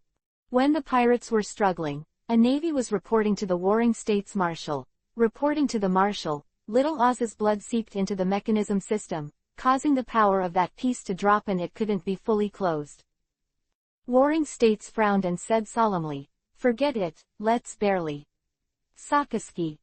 Akainu stepped forward with a serious expression, his arms swelled, thick smoke billowed out, and then thick magma burst out, his arms raised to the sky. Meteor Volcano. Chapter 71, Top War 8. Seeing this scene, Li Kie didn't know what to say. Is it really good to turn into a volcano Gatling so willfully? A large number of giant magma fists burst out along his arms, flew to the clouds in the sky, and fell again, and volcanic rock bullets like a volcanic eruption fell from the sky. Boom! Boom! Boom! With the bombardment and explosion of the volcanic bomb, the ice surface on which the pirates stood began to melt, and the pirates who lost their footing fell into the water one after another. Ah, it's hot. Quick, go to Little Laws. Help, help. Boom. Whitebeard's main ship, the Moby Dick. Destroyed by several volcanic bombs. The pirates stared wide-eyed at the big ship where they once held a banquet, the big ship that carried their fond memories, and the big ship that carried everyone's dreams.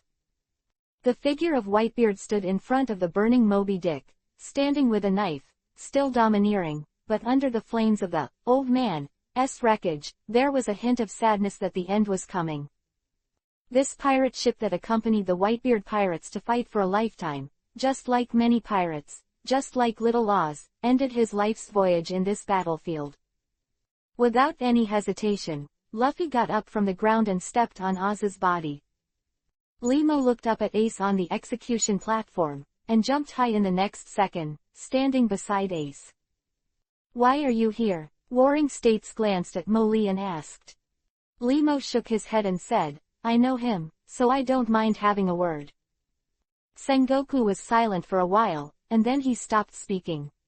It is not uncommon for the pirate navy to know each other and even call them confidants and friends. Otherwise, Ace wouldn't be here today. Moli. Ace turned to look at Moli. Moli nodded, took a cigar and flicked the ash, and his eyes drifted to the pirate who stepped on Little Oz's body and entered the square. Since there was only one entrance, the Navy's artillery fire was more concentrated, and the pirates suffered heavy casualties. Little Oz actually woke up again at this moment, but he was greeted by countless artillery fire from the Navy. Boom! A current of water rose into the sky, and Straw Hat Luffy was sent to the square by this current. But standing in front of him are the three admirals of the Navy. "That's your brother, right?" Li Kie asked softly. "Luffy." Ace looked at Luffy with worry in his eyes. At this time, Luffy was kicked by Kizaru and stabbed by Aokiji. Little Oz also completed his final mission and sent the last ship to the square and died. Limo pointed to the group of pirates who were rushing in front, and the leader was wearing a mask on his face. "I've seen that person. Is he your first partner?" Deus. At this time, Ace was heartbroken, looking at the group of partners who followed him to the sea and joined the Whitebeard pirates together. He was knocked down by the Navy again and again, and he stood up again and again with scars all over his body and blood all over his head. A lot of people died, no matter the Navy or the pirates, they died because of you, Ace. Moli lowered his head, played with his cigar, and said softly. Boom. The battle between Whitebeard and Akainu caused another gust of air. "Whitebeard is dying, I knew it when I fought him." After Lily finished speaking, he glanced at Ace, who had desperate eyes. "From the beginning to the end, this war, in my opinion, is nothing more than a group of outlaws assembling a large army to rob the Dharma field. However, you have forcibly performed the drama of a father-son relationship, brotherhood and brotherhood. Look, they shouted and killed at random. Your companion fell, and so did my brother. Your brother is at the end of the shot. Whitebeard's body is riddled with holes, and Marin Fando is devastated." Deus and the others, who were the first to follow Ace, were like stunned blue-headed greens. They were not afraid of the guns and swords of the Navy at all. When they were knocked down or cut, they would struggle, roaring up and climbing towards the execution platform. At this moment, Ace bowed in pain and nodded his head. Warring States quietly listened to Mo Lee's words. Garp sat on the steps behind the execution block at some point. Mo twisted out the burnt cigar and sighed softly. When I first saw you, your smile was very warm, and you said you should protect your brother and your companions. Since you already exist, no matter whose blood you carry, why don't you live anonymously? Up to now, your respected Whitebeard, your cherished companion, and your beloved younger brother are all on this Asura field. Mo was silent for a while, then said solemnly, is that how you protect? Ace, are you ashamed? At this time, Ace struggled in pain and shouted loudly, this is my gaffe. Dad. The Whitebeard Naginata shook. Ace, no matter whose son you are. No matter where you are. How can a father ignore it? You stupid son. Whitebeard roared loudly all his life, his left fist clenched tightly, shattering the void, and the shock wave that erupted sent countless people flying. Boom. Dad, Ace cried bitterly. Because of life, because of death, they are all shackles. Inherit one share of love, but also extremely righteousness. At this time, the Whitebeard pirates are dying. A blue phoenix entwined with blue flames rose from the ground and rushed towards the execution platform with an indomitable momentum. Captain Marco. Come on, Captain Marco, rescue Ace. On the execution platform, the Warring States frowned. Since this is the case, I also. You save it, I'll come. Lily stood up and looked at Marco, who flew over. You are really brave. Didn't you see, am I here? With a knife like a stick, it hit Marco hard. Bang! Marco fell to the ground like a meteor, smashing a deep hole in the square. Marco looked at Li Kie on the execution platform resentfully. Mo Li. The Navy is very excited. Oh, it's Colonel Mo Li. Colonel Mo Li. Mr. Mo Li. Mo Li, who was on a par with Whitebeard's battle, was shocking, and he was now standing on the execution platform.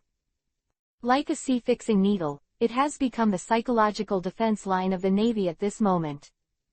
Little devil, Whitebeard stared at Mo Li, and then shouted. Don't hold back, just a Navy brat. That's right, kill it, it's nothing special. Kill, do your best to save Ace. Ace. Li Kie looked back at Ace, then at Warring States, and sat down silently. Looking at the battlefield where the flames of war are raging, people fall down every moment, some people struggle to stand up, and some people never stand up again. Several people in the Chihuahai swayed and played with pirates. What is the value of Chihuahai? Mo Li suddenly asked. The Warring States period pondered for a moment and said, balance the power of the sea, and check and balance with the four emperors. Hearing the words, Mo shook his head. It's just grass, the value of existence is too low. Warring States was stunned, he looked at Mo Li. According to what he knew about Mo Li in the past, Mo Li didn't seem like someone who could say such things. You actually care about this? Mo Li glanced at Warring States. I just don't care. Sengoku was silent, and Garp also came over at this time and sat beside Ace without saying a word. Suddenly, Sengoku picked up the phone bug. Early execution. Chapter 72, Top War 9. The rescue that is not afraid of death, the execution that starts in advance. Race of life and death run fast. Ace, have you eaten yet? Mo Li turned to look at Ace. A few people were stunned, and looked at Mo Li in confusion, not understanding why Mo Li said such a thing. Seeing that Ace was silent, Mo Li nodded, and then asked, then. Do you have anything else to say? Yes, can you? Ace asked in a low voice. Mo nodded and said, I am full of reverence for life. Even if the crime deserves death and the death penalty, one meal and one last word should not be stingy. It's a custom in my hometown. The Warring States heard the words and remained silent. Garp lowered his head and his eyes were gloomy. Lee's words showed his determination. Ace froze for a moment, his lips squirming, after a while. With a smile on his face again, he said to Garp, who was sitting beside him. Grandpa, thank you. Boom. Garp was shocked, his teeth creaked, and a pair of iron fists creaked. Ace. Garp called Ace's name in a low voice, and there was unwillingness, remorse, and regret in his low and depressed voice. Ace smiled and shouted at Luffy, who was under the execution stand, "Luffy! Forgive my stupid brother. Take me and Sabo's share and live together." Ace. Luffy lay on the ground and stared at Ace. He wouldn't admit it was a goodbye. "Wait for me, Ace." Ace shook his head. "Enough, really enough. Don't sacrifice for me anymore. Dad, I have always been under your care. Even if I am the blood of the devil, the son of sinners, I am still your son, the son of Whitebeard." Whitebeard stabbed with a knife, looking at Ace with a worn smile. Suddenly he chuckled, "Gee la la la. My stupid son." Tick-tock.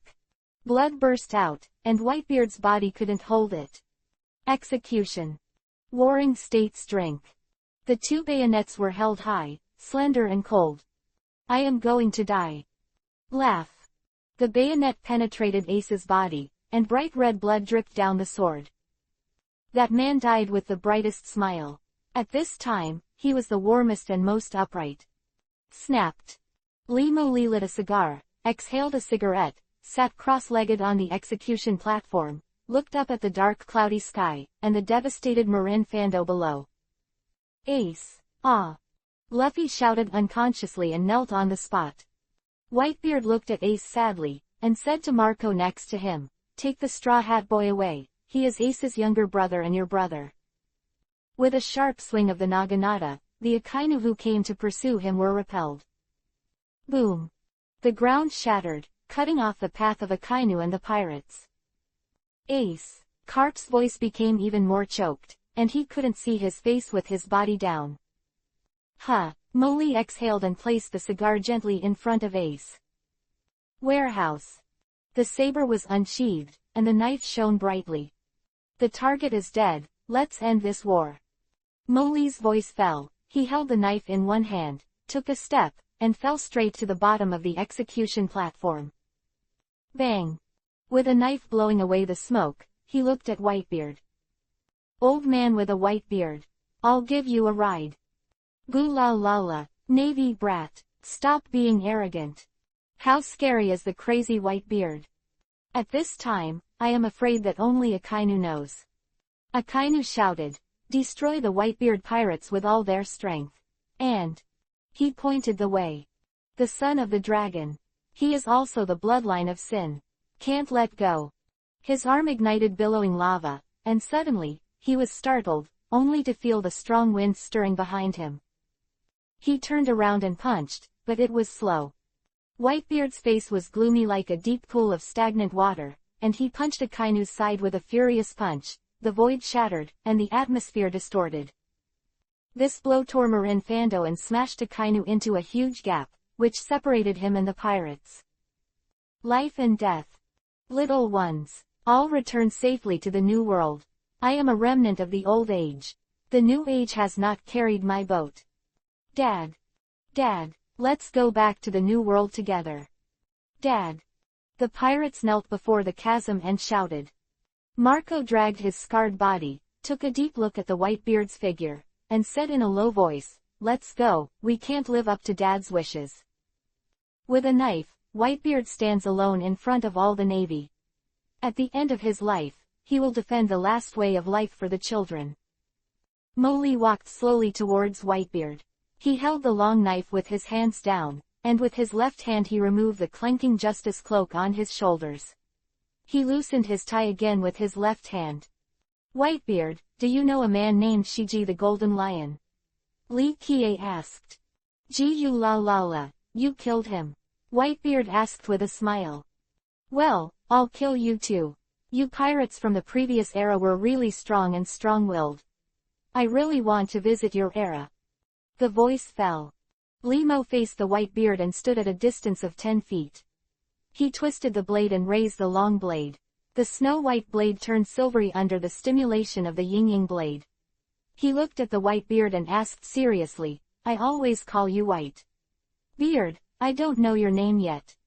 Whitebeard glared angrily, betting his last strength, holding a knife in both hands, opened his posture. Surrounded by cyan lightning, the cloud was cut into pitch-black ink, wrapped around the domineering that belongs to Whitebeard. At this moment, he looked at Molly and said loudly, "Edward Newgate." Boom! The backlog of clouds could no longer withstand the pressure of the two strong men, and the thunderous thunder shocked Malin Fando. Warring states, carp, and generals are all concentrating on witnessing this historical moment. The pirates all stared blankly at the last domineering back of Whitebeard. Ah! Ha! Whitebeard fell with the last blow, and with his last hope and tragic, he found a way out for his sons with this knife. Lemo faced Whitebeard's majestic slash, a slash that contained anger and determination. He finally grasped the saber for the first time in this world. Stab! Whoa! Quiet! The whole world fell into silence, and two bottomless cracks appeared on both sides of Likia's body.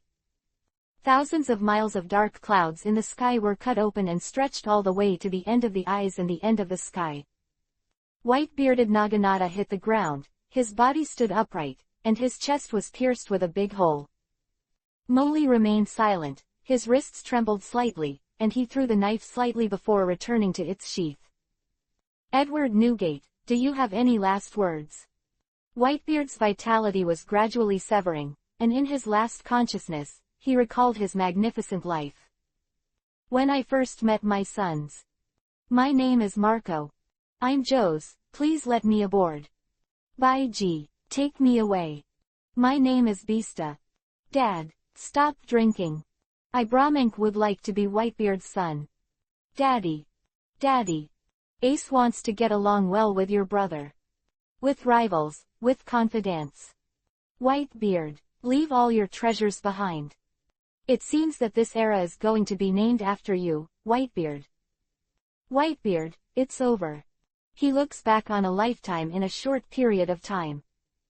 It's been a long journey. Don't say something more domineering. Lemo said softly. Goo la la. Whitebeard chuckled lightly, and then Yu suddenly opened his eyes, fighting for his last chance, roaring for the sky, and making Edward Newgate's last voice to the world. The people who carry the history of the past few hundred years will challenge the world, and the world government will panic about the war that will eventually sweep the world. Open black lens bracket, one piece close black lens bracket. It's real. After shouting, Whitebeard spoke in a low voice with his last trace of anger. D. Whitebeard is dead. Still standing after death, can be a hero. Edward Newgate, as a hero, can die in battle, but nothing else. Lemo no longer cared about the Navy chasing and killing pirates, and no longer watched the one-sided battle. Silently lit the cigar and placed it in front of Whitebeard. Murmured, D. Chapter 73, Top War 10. Kazuna strolled in the courtyard and stretched out his fingers to fire lasers to hunt down the pirates. The green pheasant also appeared on the other side, and the two thorn spears had become a standing weapon. Akainu is chasing Luffy wholeheartedly, and is playing a chase and block battle with Crocodile, Ivankov, Jinbei, Marco, Beasta, and Bucky. There are two Abyss, and the jade pillar of the sky collapsed. When Whitebeard died, he didn't have to worry about what happened behind him. Lemo slowly smoked a cigar and muttered. Edward Newgate. They say that you are the strongest who is closest to the top. For more than 20 years, no one has shaken it, but you have not reached the top. Why is that? Are you not interested, or do you know you won't be king at all? The great war that made the whole world panic. D. Molly sighed. Although he still didn't know what Whitebeard meant, he saw the gloomy expression on the Warring States Marshal's face and Chi Wuhai's excited eyes. Lemo knew that the old man seemed to have opened a mysterious and dangerous door. What a great last word. So, what is that? Suddenly, some of the Navy chasing the pirates looked to the rear of the Navy headquarters building. Behind the tall building, there is a body even bigger than it, looking out at the battlefield. That huge body was much bigger than Little Oz, with a height of nearly 200 meters and wearing a prison uniform. When he was found at this time, he was surprised, was found. No, there are still people. On the base of the destroyed execution platform, several more people appeared. Zhongguo's pupils shrank in surprise and said angrily, "Why are you all?" Blackbeard. "Hey, what's the matter with the few of you? They're all vicious felons who advance to the 6th floor of the city." Lieutenant General Flying Squirrel looked at the group of people standing beside Blackbeard and said in shock. "The man with the horns on his head is the King of Evil, Abaro Pizarro. The one with a slender nose and a playful smile is Katerina Dipin, the Wakazuki Hunter. The man with a huge nose, a drunk face, and a big wine gourd behind him is the Wine Tycoon, Basque Chote. As for that huge figure, it was the giant battleship, San Juan Evil Wolf. All of them are felons who advance to the 6th floor of the city. They must never be released. They are legendary existences. Some were even deliberately erased by the world government." Shiryu, you. Sengoku saw a man in a Push City uniform with a knife and a cigar appearing. "What happened to Magellan? Why are you here?" Mr. Sengoku, check it out for yourself." Shiryu pouted, squinted and smiled. "Anyway, I joined the Blackbeard Pirates." Limo glanced at Blackbeard and the others, but didn't say a word. This careerist disappeared from the beginning of the war, and suddenly reappeared after the war. The people standing beside him were all wearing prison uniforms. Did he also rob him? Blackbeard saw Whitebeard's body at a glance, and his eyes were filled with some kind of unusual enthusiasm. Limo frowned. "Why are you so excited looking at the corpse?" "Navy. How is my partner? They are all strong men in this sea." Teach stood on the high platform and looked down at Li Kie, who brought him great pressure. "Ha ha ha ha ha. Is that him?" Shiryu of Rain looked at the lazy man smoking a cigar sitting in front of Whitebeard. "That's right. He's very strong. You guys, stop him. I'm going to start."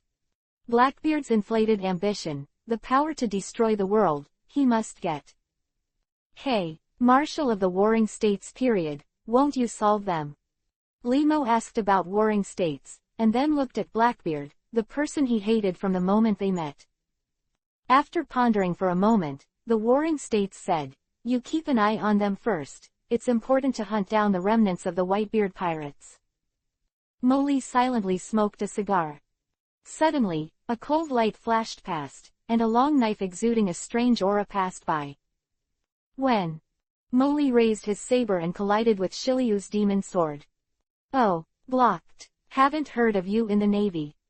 "Huh." Molly spit out a mouthful of smoke on Shiryu's face. "It's not a coincidence. I don't know what you are." Dang dang. Shiryu's fierce attack was easily blocked. Shiryu raised the knife, facing the cold light of the blade on his face, and said with a sinister smile, "You are really amazing." Molly slashed the blade of Shiryu with a knife, and Shiryu was cut far away. He said indifferently, "I'm not used to being called powerful by men." Suddenly a huge shadow enveloped Molly. Molly raised his head, Bassos laughed wildly, and his huge fist slammed down on Molly. Molly dodged sideways, his fist shattered the stone under Molly's feet just now. Bassos still didn't respond. Limo stretched his right arm forward, his thumb on Boss's collarbone. Between lightning and flint, Bassos came fast, and flew back fast. Bang! Like a broken sack, it flew high and fell heavily to the ground. Bang bang bang, 3 shots. Molly tilted his head to hide, looking up. It was a stern man with a monocle, holding a spear, standing on the high platform and looking at himself. "Look back at the 3 big craters hit by the 3 bullets." Molly licked his lips and asked curiously, "Barrett?" Boom. Limo directly caught the bullet with one hand, looked at the slightly blue lead bullet, and suddenly realized, this is domineering. It's really convenient. You guys are busy first, how about I play with them? After Molly finished speaking, he looked at the warring states and suddenly smiled, boss of the warring states marshal. Warring states glanced at the gang of traitors and prisoners, and said coldly, "Just do what you want." Limo shrugged, slung the matching knife around his waist, twisted his neck, and hooked his fingers at Blackbeard and the others. He smiled contemptuously and said, "Come on, let's play with you. As usual, beat me and let you go." Then he added, "You don't need a knife." Blackbeard looked at Whitebeard's corpse greedily.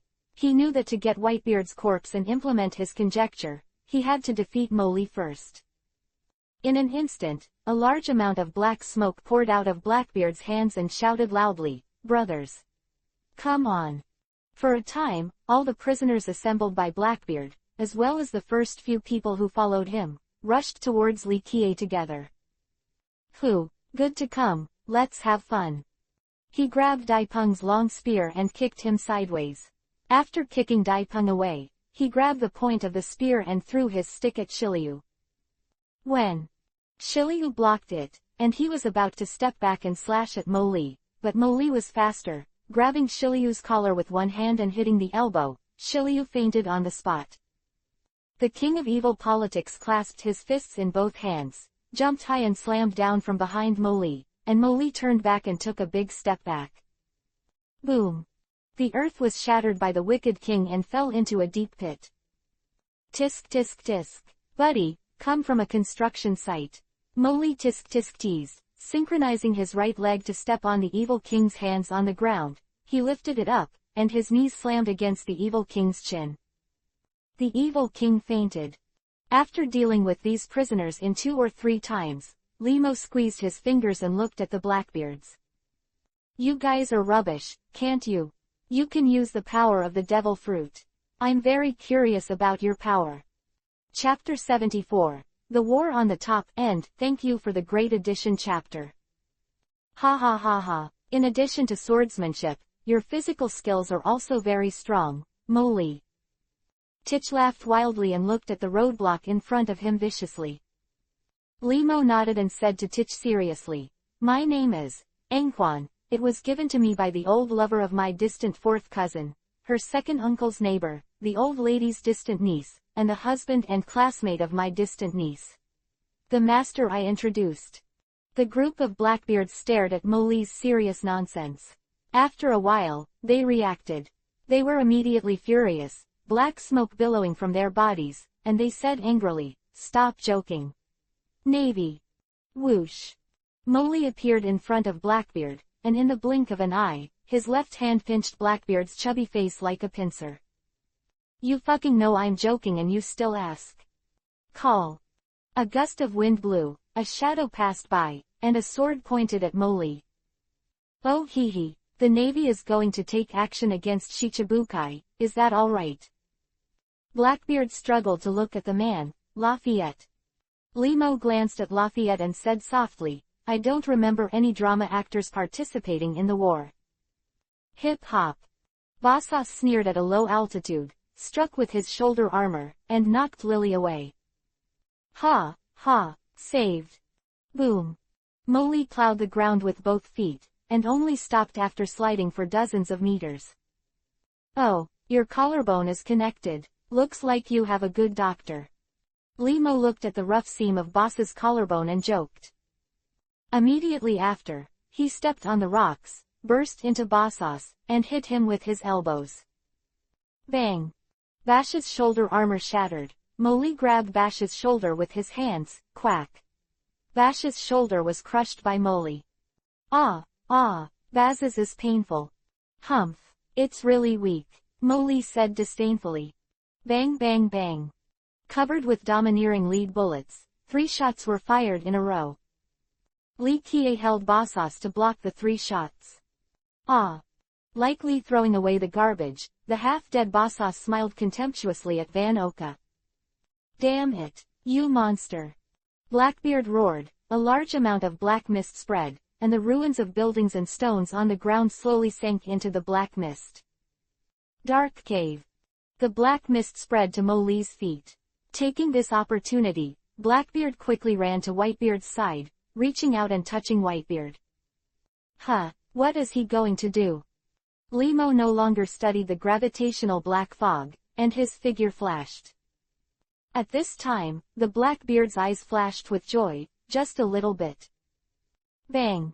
Blackbeard was kicked away and smashed into the foundation below the execution platform. Ah, how can it be repaired? Titch pushed away the huge slate that was pressing on him, and roared at Lee Kie, who was standing in front of Whitebeard. At this time, the Blackbeard Black Thieves also woke up, temporarily fainted, and the injured stood beside Blackbeard while covering their wounds, all staring at the man. Standing in front of Whitebeard, to everyone in the Blackbeard Black Bandit, he seemed like an insurmountable moat. Molly looked at the Blackbeard with blood all over his face and a sunken chest, frowning, and he said solemnly, "Although I didn't use all my strength, I'm sure I did. What happened to your body? Why didn't you die?" Blackbeard clutched his sunken chest, sweat on his face, panting heavily, and panic in his eyes. "Damn it, Navy, I didn't expect you to be so strong. Secret fruit, domineering can't stop you." Lee smiled, took out his saber, and said, "I broke my promise. Your body structure is different from ordinary people, with twisted ambition and weird fruit ability. What do you want? The corpse of Whitebeard? What are you going to do? You want to absorb him? Utilize the special gravity of your black fog." Pop, pop. Limo walked towards Blackbeard step by step. "Are you heart shifted? No, you should be more than one heart or more than one personality. Although you're interesting, no reason, if you hate it, it's over." The Blackbeard pirates slowly retreated, and everyone secretly gathered their strength, waiting for this man to rise up. The slaughter of pirates in the bay stopped, and people fell every moment. "Stop here." A roar and shout resounded through Marin Fando, as if the whole world was quiet. The three generals stopped temporarily, the warring states stopped, and the chasing and killing navies stopped. "A truce. Stop fighting. You are wasting your life. Every soldier has a family waiting for them to go home. Our goal has been achieved, but we still have to pursue the desperate pirates. Continue this a battle that could have ended. Now the soldiers who can be saved are still dying, and the number of victims continues to increase, the soldiers who are now fallen. Isn't it like a fool?" Molly paused in his footsteps and looked back at the pink-haired boy Navy who was crying bitterly. "Who is he?" Carp looked at the pink-haired boy in disbelief with his head in his arms, and exclaimed, "Kebby." Molly looked around, killing the red-eyed Navy soldiers, the seriously wounded who were not rescued, the Navy struggling to survive under the rocks, and suddenly realized what he was doing. Both Whitebeard and Ace are dead, why are they still fighting? Suddenly, he turned his head sharply, but the Blackbeards were nowhere to be seen. Looking back at the dumb boy again, he sighed. The cry that changed the world, Big Brother. Akainu couldn't bear it for a long time. Seeing that more and more pirates boarded the pirate ship, he looked at Kebby and said angrily, "Who are you? Waste me a few seconds, the Navy doesn't need crooked soldiers." Saying that, he raised his hot magma fist and smashed it at Kirby. Boom. Red-haired Shanks blocked Akainu. Red-haired Shanks. "He's here. Didn't the intelligence say he had friction with Kaido and was at war?" "It's him, Redhead, the one who brought Luffy to the pirates' path." Garp watched Shanks grit his teeth. "Red hair, damn pirates," Akainu said angrily. "Exactly, today we are here to solve you all." Canine Tooth Red Lotus. Boom. A gunshot rang out, and Akainu's magma fist was scattered. "Huh, Jesus cloth." A man with dreadlocks and a long spear smiled provocatively. Shanks stood with his sword closed, and the cadres of the red-haired pirates gathered beside Shanks. "Sengoku-kun, let the war end here. Don't be arrogant, pirates. This is Marin Fando, it's not a new world," warring states said angrily. At this time, just like just now, on both sides of the crack that Whitebeard blasted, the Navy and the red-haired pirates confronted each other. "Mr. Warring States, don't you want to ask what the above means?" Shanks said, looking at the Warring States. Sengoku was stunned for a while, and then looked at Lieutenant General Crane, the chief of staff next to him, and Lieutenant General Crane turned around and took out a baby phone bug. With Lieutenant General Crane's whispers, Marin Vando fell silent. Soon, After a while, General Crane looked at the warring states with cold eyes, and she nodded slowly. The top Navy officers who saw this scene were all silent, and the deal between the world government and the pirates was not a once-in-a-lifetime event. In that case, please give me the remains of Whitebeard and Ace, and let me hold their funeral. Shanks said. As soon as Shanks finished speaking, Doberman said sharply, "How is it possible? This is a victory for our Navy. It will never be handed over to you." "It doesn't matter," said the Warring States Marshal loudly. Everyone looked at the Marshal of the Warring States period, but the disheartened he just shook his head lightly. "I will take the responsibility." Immediately afterwards, the Warring States roared in the sky. "The war, it's over." Chapter 75, I appreciate your professional ethics. Marin Fando was half destroyed by Whitebeard. The uninjured Navy had already returned to their branch by boat. The injured Navy were treated at the temporary hospital in the headquarters. After a big battle, although Ace was executed, Whitebeard was killed. But the Navy was also hit hard. The General Akainu was seriously injured, the Green Pheasant was slightly injured, and the Yellow Monkey's clothes were slightly dirty. A2 area was destroyed, and Mo Lee, who had nowhere to go, said shamelessly that he was injured, and was admitted to the temporary hospital. Mo Lee was leaning on the iron frame bed, watching the nurse wrap gauze around his arm, and being so close, Mo Lee could smell the faint floral fragrance on the little nurse's body. Cough cough. "Miss Nurse, do you have time in the evening?" Lee Mo looked at the little nurse. The little nurse's cheeks were flushed and she smiled timidly. "I'm already married, Mr. Colonel." Mo Lee raised his eyebrows. "That's not right, we can."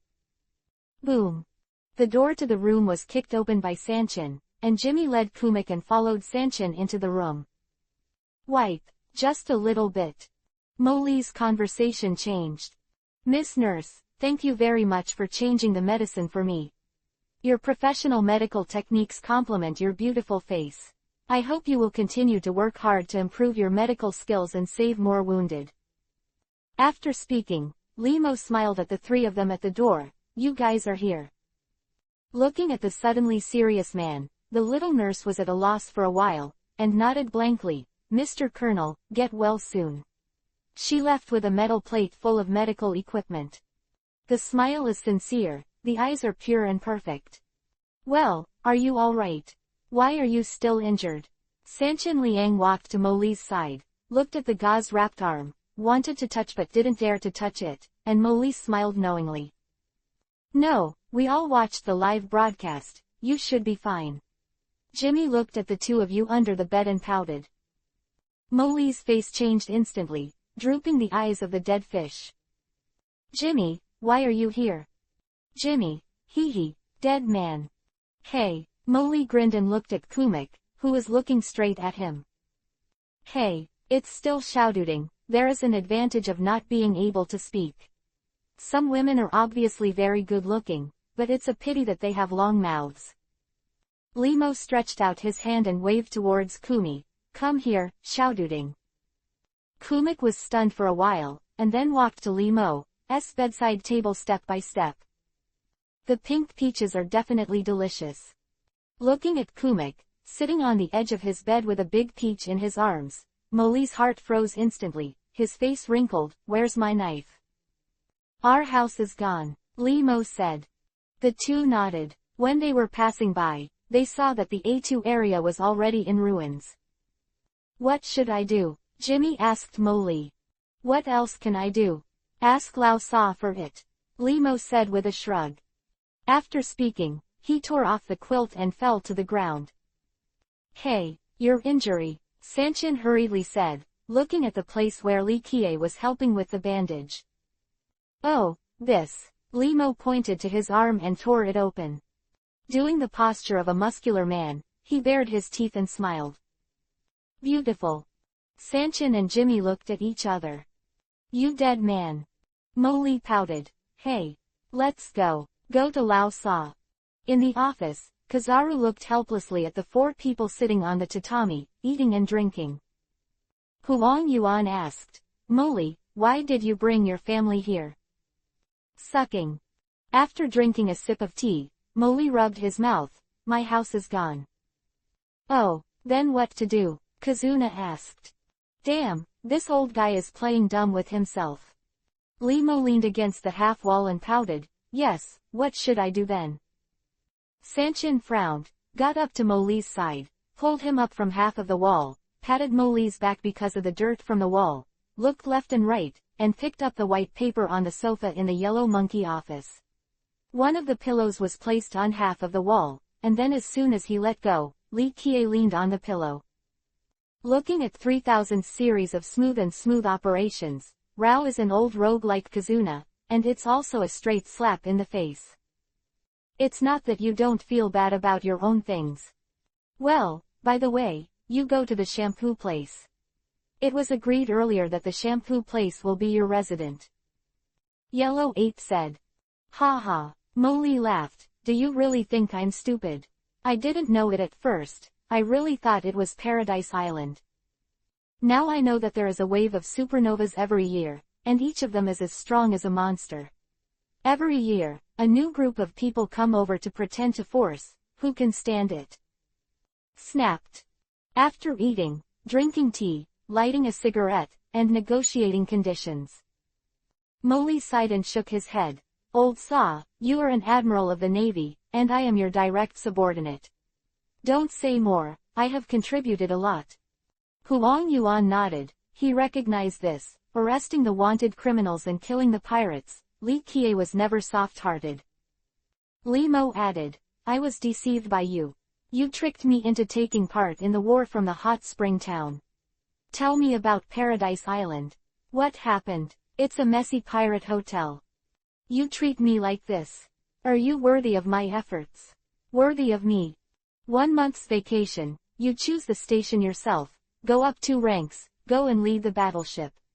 Seeing Molly getting more and more excited, Huang Yuan quickly interrupted Molly's passionate speech. Don't look at this kid who is usually lazy, but if he wants to be good, he will never be soft-hearted. Li Kie held the cigarette between his fingers, and slanted Jimmy and Sanchin with his mouth. Seeing that both of them nodded, Molly took a breath and said, okay, just barely. Don't fucking eat it, you will know how to eat it. What's the use of raising you? If you have the ability, open your arms and flutter twice. Limo looked at the well-behaved Kumik, who was kneeling on the opposite side, and suddenly became angry. Kumik was startled for a moment, looked up and saw a seagull in the sky behind Li Kie, swirling in the sky and flying freely. Kumik instantly turned into a nighthawk, chasing the seagull and ran away. Molly just finished shouting, and Kumik is also obedient. They are playing, and they will not be angry with you. The office fell into silence. Li Kie closed his eyes and took a few breaths. As soon as he opened his eyes, he got up and walked out. Molly, why are you going? Fight the birds. At this moment, Li Kie had already left the office door, and Li Kie's angry voice could be heard in the distance. Jimmy and Sanchin looked at each other, helplessly spread their hands and ignored Kyabu, hurriedly chasing after Molly. Yeah, it's really fast. Kiwi looked at the few people who ran away with the benefits, shrugged, and slowly took out the phone bug. Blue blue, blue blue. Kacha. Warring States sang, things are done. Well, Kazuna, the day after tomorrow I will propose to resign, on the condition that I stay in the Navy, to protect Molly for the last time. His performance this time is too dazzling, and the 5 old stars intend to let him enter the God's Army. I see. The rank of Major General was arranged to let him go on vacation for a month. Warring States over there was obviously taken aback, and then asked, isn't it half a year? Kazaru shook his head and sighed, it's a year, Warring States sang. Molly walked to the port, looked at a warship, and said to Sanchin and Jimmy, you two check the supplies, I'll make a call. Open the little genius watch. Blue blue, blue blue. Kacha. Moses. Hello, old saw. Oh, Molly-kun, what else do you have to do? That's right, my year off starts today, right? Knowing that Molly is like a yellow ape, The yellow monkey smiled and said with a pouted mouth, "Of course, is Jun Mo just asking this?" Of course Mo didn't want to ask this. He pondered for a moment and asked seriously, "Old Saw, have you ever heard of the D family?" The yellow monkey who was lighting the cigarette on the phone bug suddenly paused, then resumed his lazy look and said, "I don't know, what's so strange about the special name?" Mo turned off the phone bug and looked at the 3,000 who were standing on the warship waving at him. Mo paused for a while, and smiled brightly again. Go play.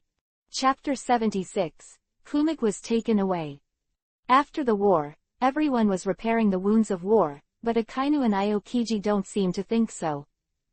Mo lay in the hospital ward on the front foot, and Akainu came to ask about Mo's injury on the back foot. Lee Kie found it strange that he and Akainu had never spoken to each other in terms of friendship, just nodding when they met.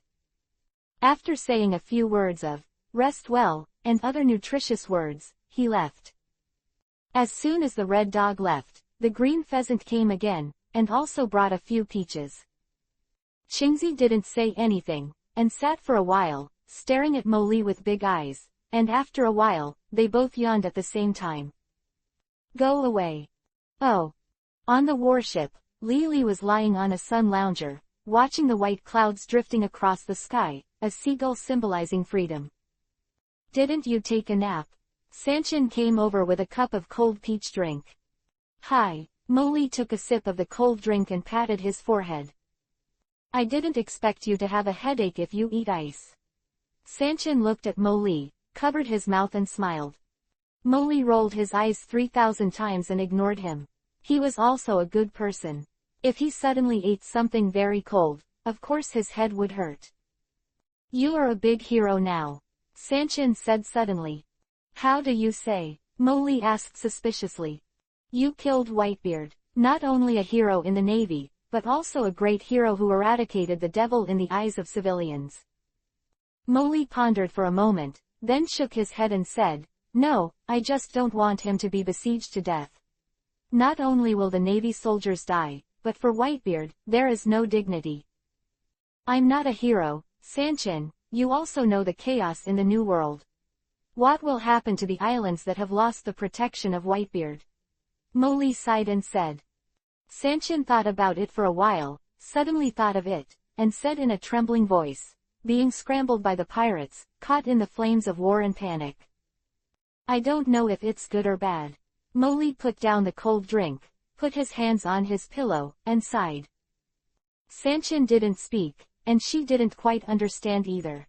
She sat with her legs crossed on the chair beside Mo, reading quietly. A volcanic island in the New World. Pizarro took a sip of wine and laughed. Titch. You failed, so let's disband, or do you recognize me as the captain? Ah, ha ha ha. Yeah, Tiki, what are you going to do? Daipeng stood by, leaning on his spear and jokingly.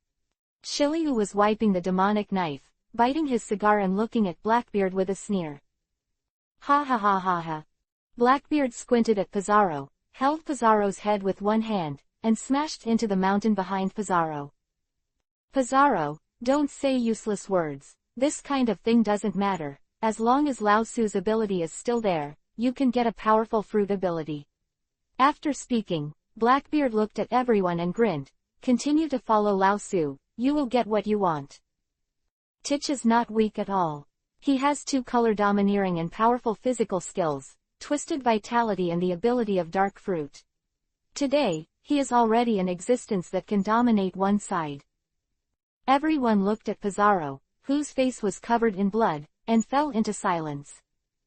It's out anyway, so it's okay to continue working together. Shiliu put the knife into the sheath. Ah, it hurts, Tiki. Pizarro covered his head, rubbed his neck again, and suddenly laughed. Ha ha ha, then I'll believe you again. Looking at Pizarro, the felons laughed. Tiki's eyes were cold. Mo Navy. At this time, Marin Fando, except for the repaired navy and craftsmen, all the generals left. The world government did not want to lose the trust of the allied countries, so it ordered to conceal the serious situation of the felon escaped from the 6th floor of the advanced city. Although this made the warring states feel chilled and dissatisfied, the stacks of wanted orders were also distributed to the generals above the Major General of the Navy headquarters, which was regarded as an undisclosed secret pursuit. The Red Earth continent, the Holy Land of Marinjoya. In an office covered with a huge glass cover and surrounded by seawater, the warring states marshal looked at the swimming fish around.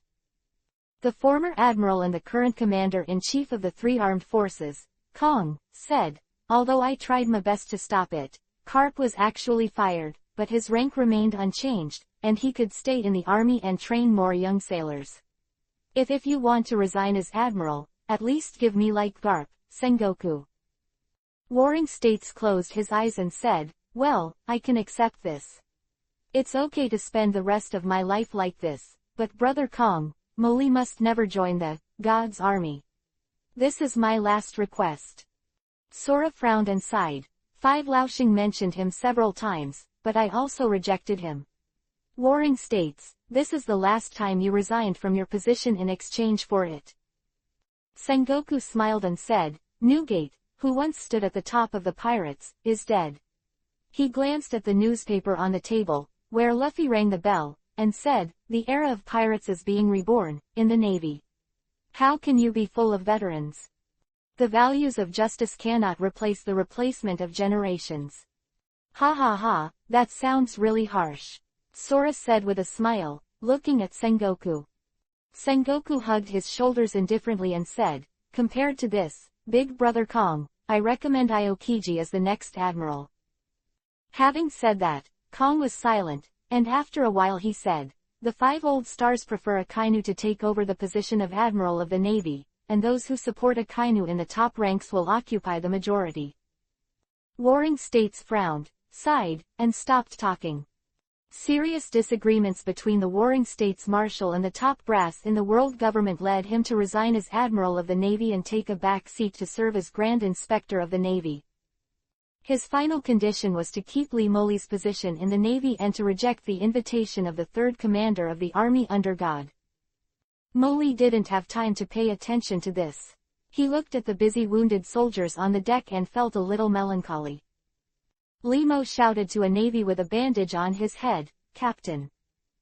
The captain excitedly ran to Moli and gave a neat military salute, "Major General Moli." Limo waved his hand, "It doesn't need to be formal."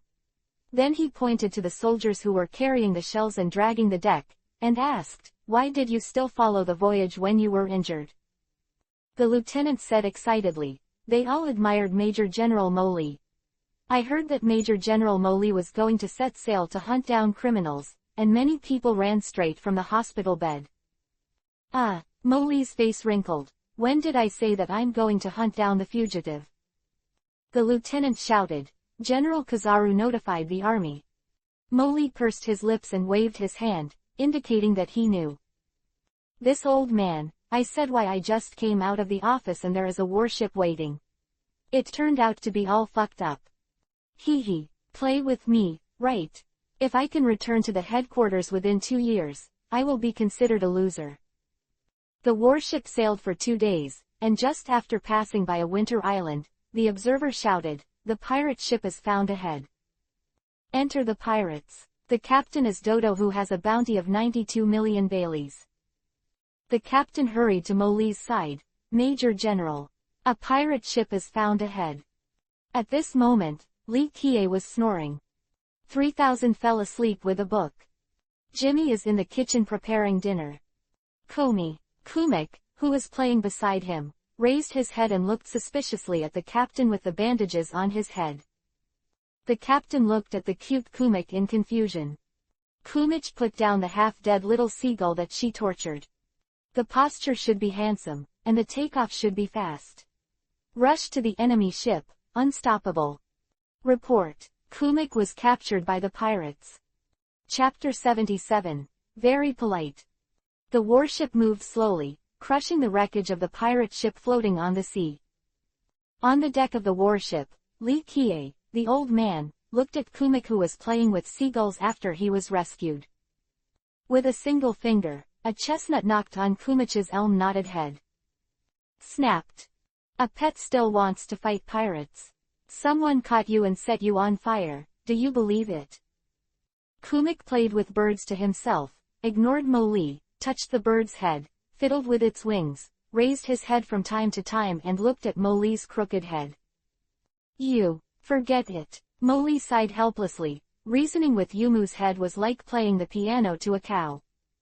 Molly had a dark face, grabbed the seagull that Kumik was playing with, and looked at it. The seagulls were almost bald. You are all birds, why are you playing with it? Play with yourself. Besides, the seagull is a symbol of freedom, and the marshal has to be on his head. What are you doing here? I set you free. As he said that, he threw the seagull out of the boat in midair. Before the seagull could open its wings and flutter, a big fish leapt out of the sea with a big mouth and caught it firmly. The sudden arrival of food made everyone on the warship blinded. It's better to play with Kumik, at least he can still live, and his life is gone. Hey, rubbish birds, can't they fly? Molly's face was not blushing and his heart was not beating, he pouted and turned around and lay on the sun lounger. All the sailors, look at me, I look at you, but I don't dare to laugh if I want to. Kumik stared at Molly in a daze, and suddenly he was so happy that he shook his head and sighed. Silence is better than sound here. Jimmy's cooking skills are getting better and better, and Sanchin, who can only make cold drinks, has given up on the battlefield that does not belong to her in the kitchen, but the record pointer on her wrist represents her identity as a navigator. In the past 3 years, through soy sauce-style learning, Sanchin finally mastered the basic knowledge of navigators. The next morning, in the cafeteria, Sanchin ate all the food on the plate, put down his spoon, and said, in front of you is a spring island, called Kawaji Island, which is a large island, but this island does not have any minerals, nor does it have a geographical location. Superior, so even large islands have not been developed. Quote. Limo nodded, let's go there to supply. Then he looked at Jimmy, Jimmy, take someone to buy. Jimmy took a sip of the juice, said, and said, buy more fruit this time, nutritional balance is very important. Sanchin looked at Jimmy, but did not speak. She knew that there was no shortage of vegetables and fruits on the ship, and the extra fruits she bought were just for her to make more drinks.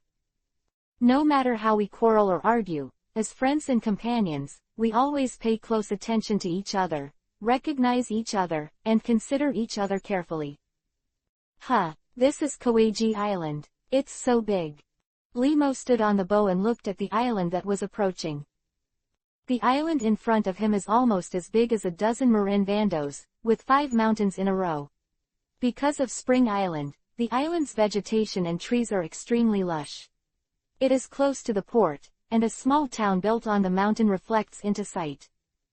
Yes, Major General Molly, Kawaji Island is very large, and the villagers in Yida village are very hospitable. They hold a big banquet for the whole village every month, as well as the Dai Fire Dragon Festival, once a year. Days, we are just in time. Captain Binkata said. Dai Fire Dragon Festival, what is that? Lee asked. The Dai Dragon Fire Festival is a memorial event held by the villagers of Ida village to commemorate a fire dragon who once rescued Kawaji Island. According to legend, 200 years ago, there lived a black giant snake on Kawaji Island. At night, they would descend from the highest mountain and go to the town to find a young girl to eat. The villagers lived in fear until a fire dragon named Du Yi came to destroy the black giant snake.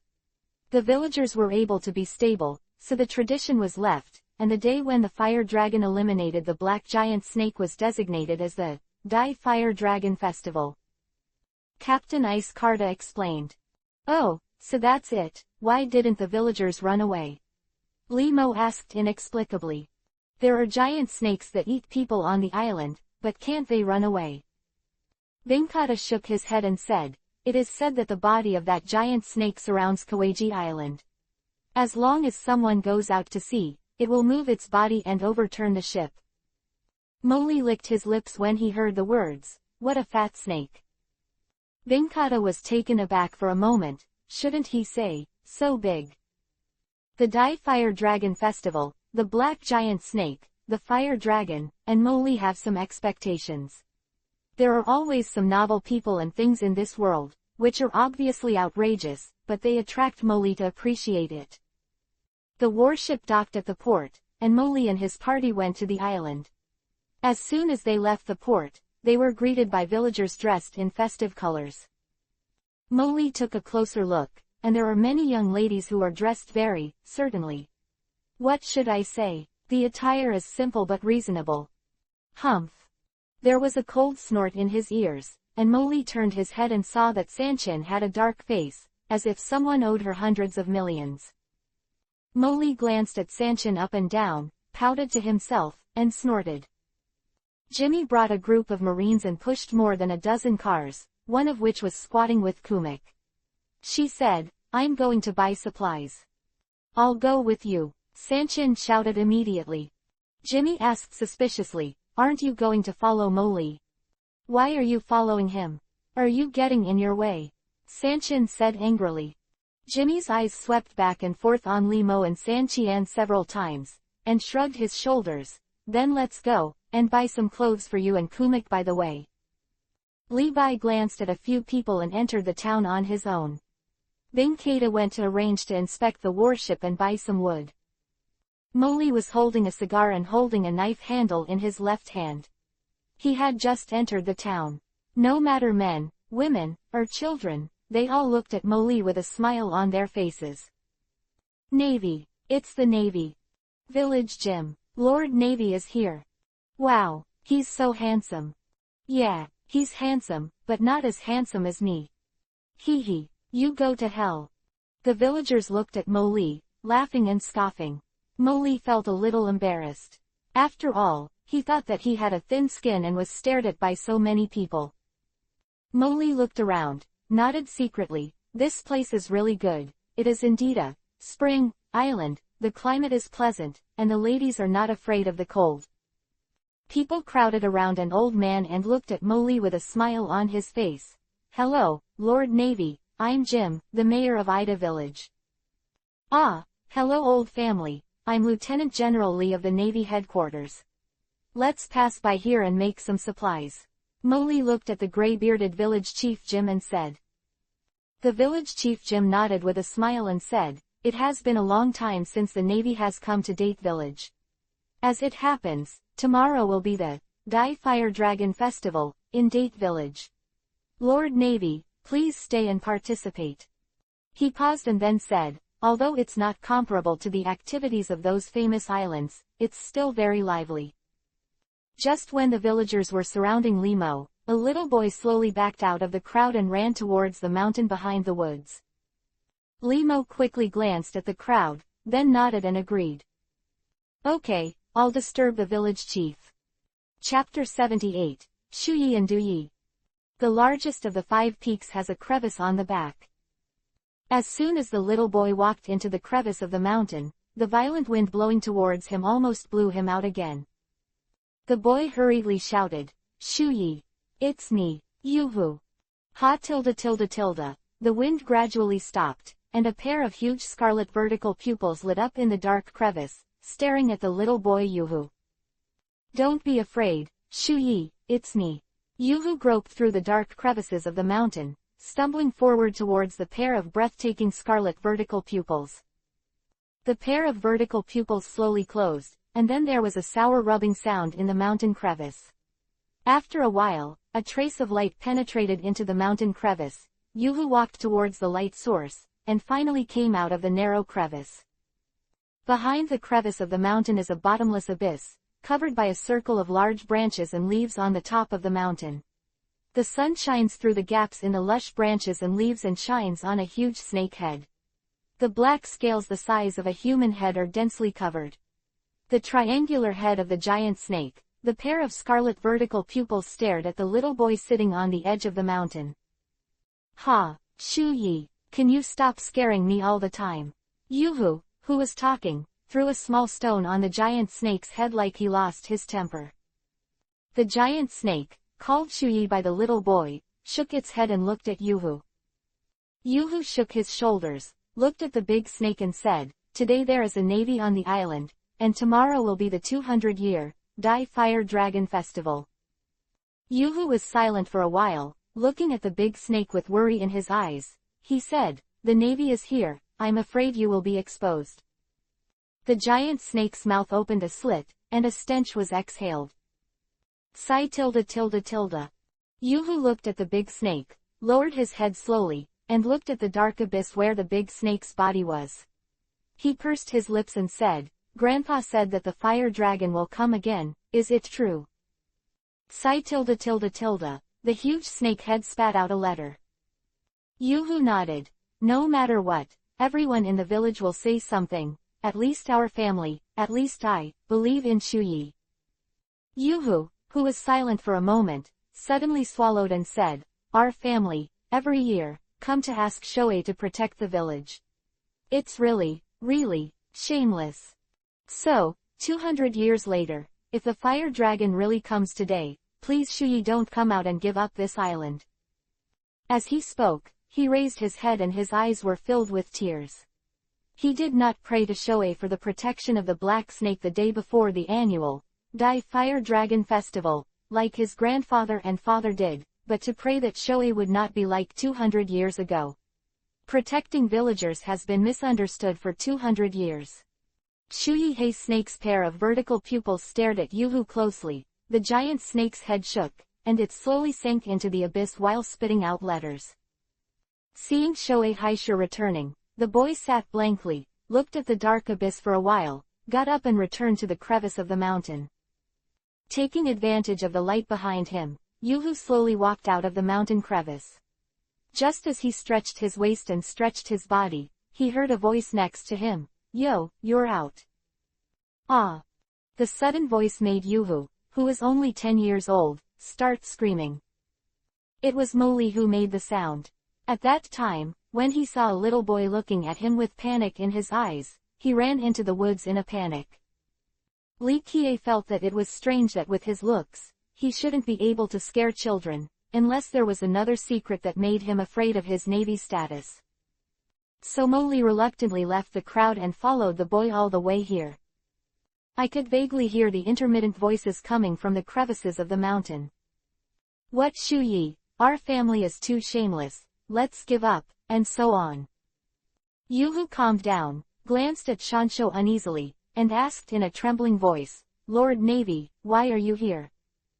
"Following you," Limo said as a matter of course. Yoo-hoo's facial muscles twitched, his teeth clenched tightly. He was really afraid of what would happen. This Navy actually found me. No, I have to be very calm and deceive him first. Molly frowned, looking at the boy in front of him whose legs were trembling. His facial muscles were shrunk into a ball, his eyes were rolling, his face was full of black lines, and he secretly said, "This little brat is not thinking about something. Are you deceiving yourself with an excuse?" "That. Who is Shuyi?" "Black Serpent." PFF'd. Molly burst out laughing. "I'm Nima, this child seems to be a little stubborn." Yoo-hoo's eyes widened, and he held his head in his hands, like a reachable duck. "Ah, speak it out. I betrayed Shuyi," Yoo-hoo shouted while holding his head after being stunned. Okay, don't call anymore, call again and the whole village will come." Molly hurriedly stopped Yoo-hoo from yelling. Yoo-hoo was obedient. Instead of calling out, he squatted down with his head in his arms, holding his mouth shut, feeling like he was about to cry. "Ahem, little brother, what happened to that big black snake called Shuyi? I heard that it was wiped out by a fire dragon 200 years ago." Lee asked. "Nonsense. It's obviously Shoei who protected Koeiji Island and Ida Village, and that Fire Dragon Dai is the evil invader." Yoo-hoo glared at Molly and retorted loudly. Molily grinned and signaled that he knew, which eased the little boy's emotions. Limo continued, "What the hell is going on, tell me." Yoo-hoo struggled for a while, finally sighed, turned his head to look at Molly and said, "Since it has been discovered by Lord Navy, there is nothing to hide, I can only trust Lord Navy about it, just like I believe in Shushu. Like leaves." Limo pouted, "The little brat played with me. If the story is not good, I will kill the big black snake and make soup. I am here with Jimmy, what am I afraid of? On the surface, however, with a pleasant face, he smiled at the little boy, of course. The little boy was silent for a while and said, that was 200 years ago, the generation of my grandfather's grandfather. Limo waved his hand. I'll interrupt, do you want to start with your grandfather's grandfather? Do you want to listen? Go on. That was Kawaji Island 200 years ago. 200 years ago, there was a group of human traffickers who drove a slave boat. Every full moon night, they would quietly come to Kawaji Island to capture young girls, until they were discovered by Shuyi, a black snake living on Kawaji Island. Overturned the slave boat and ate the traffickers, but the huge movement also alarmed the villagers. The villagers of Date Village, who were originally panicked by the loss of the girl, saw a black snake eating people on the beach, and a girl was lying next to the bloody mouth of the black snake. Thinking of losing the girl before the full moon night, the villagers suddenly thought that there is only one black giant snake on the island that eats people every full moon night. Looking at the slowly sinking ship, people who didn't know why were horrified and thought that it was the ghost of the giant black snake. And the black giant snake is Shuyi, the descendant of the legendary ancient snake, and a fire dragon named Yi was born with it. According to legend, Shuyi symbolizes cruelty and darkness, and Yi symbolizes peace and light. As long as the black snake Shuyi appears, then the fire dragon Yi will definitely feel it, even if he is separated by thousands of miles, he will come to Shuyi and kill him. Hiccup tilde tilde tilde. Moli ate the last sausage, wiped his hands on the cloak of justice, then looked at the boy and said, yes, peace and light overcome cruelty and darkness, don't they all say that? The little boy shook his head and said in a low voice, no, the fact is exactly the opposite. Chapter 79, Please Don't Interfere. The bag of snacks was finished. Moli rubbed his hands, turned to look at Yoo-hoo and said, I really don't know if it's true or not, but the story is pretty good, since tomorrow is the day of sacrifice, then wait and see. Quote. Yoo-hoo was a little nervous when he heard the words, and quickly asked, will Lord Navy capture Shuyi? As long as it's honest. Leaving a word, Moli left. The little boy Yoo-hoo looked at the back of Moli as he descended the mountain, and then looked back at the dark crevice of the mountain behind him. A painful struggle appeared on his little face. Big guy, please don't come out. Moli sauntered down the mountain from the middle of the mountain.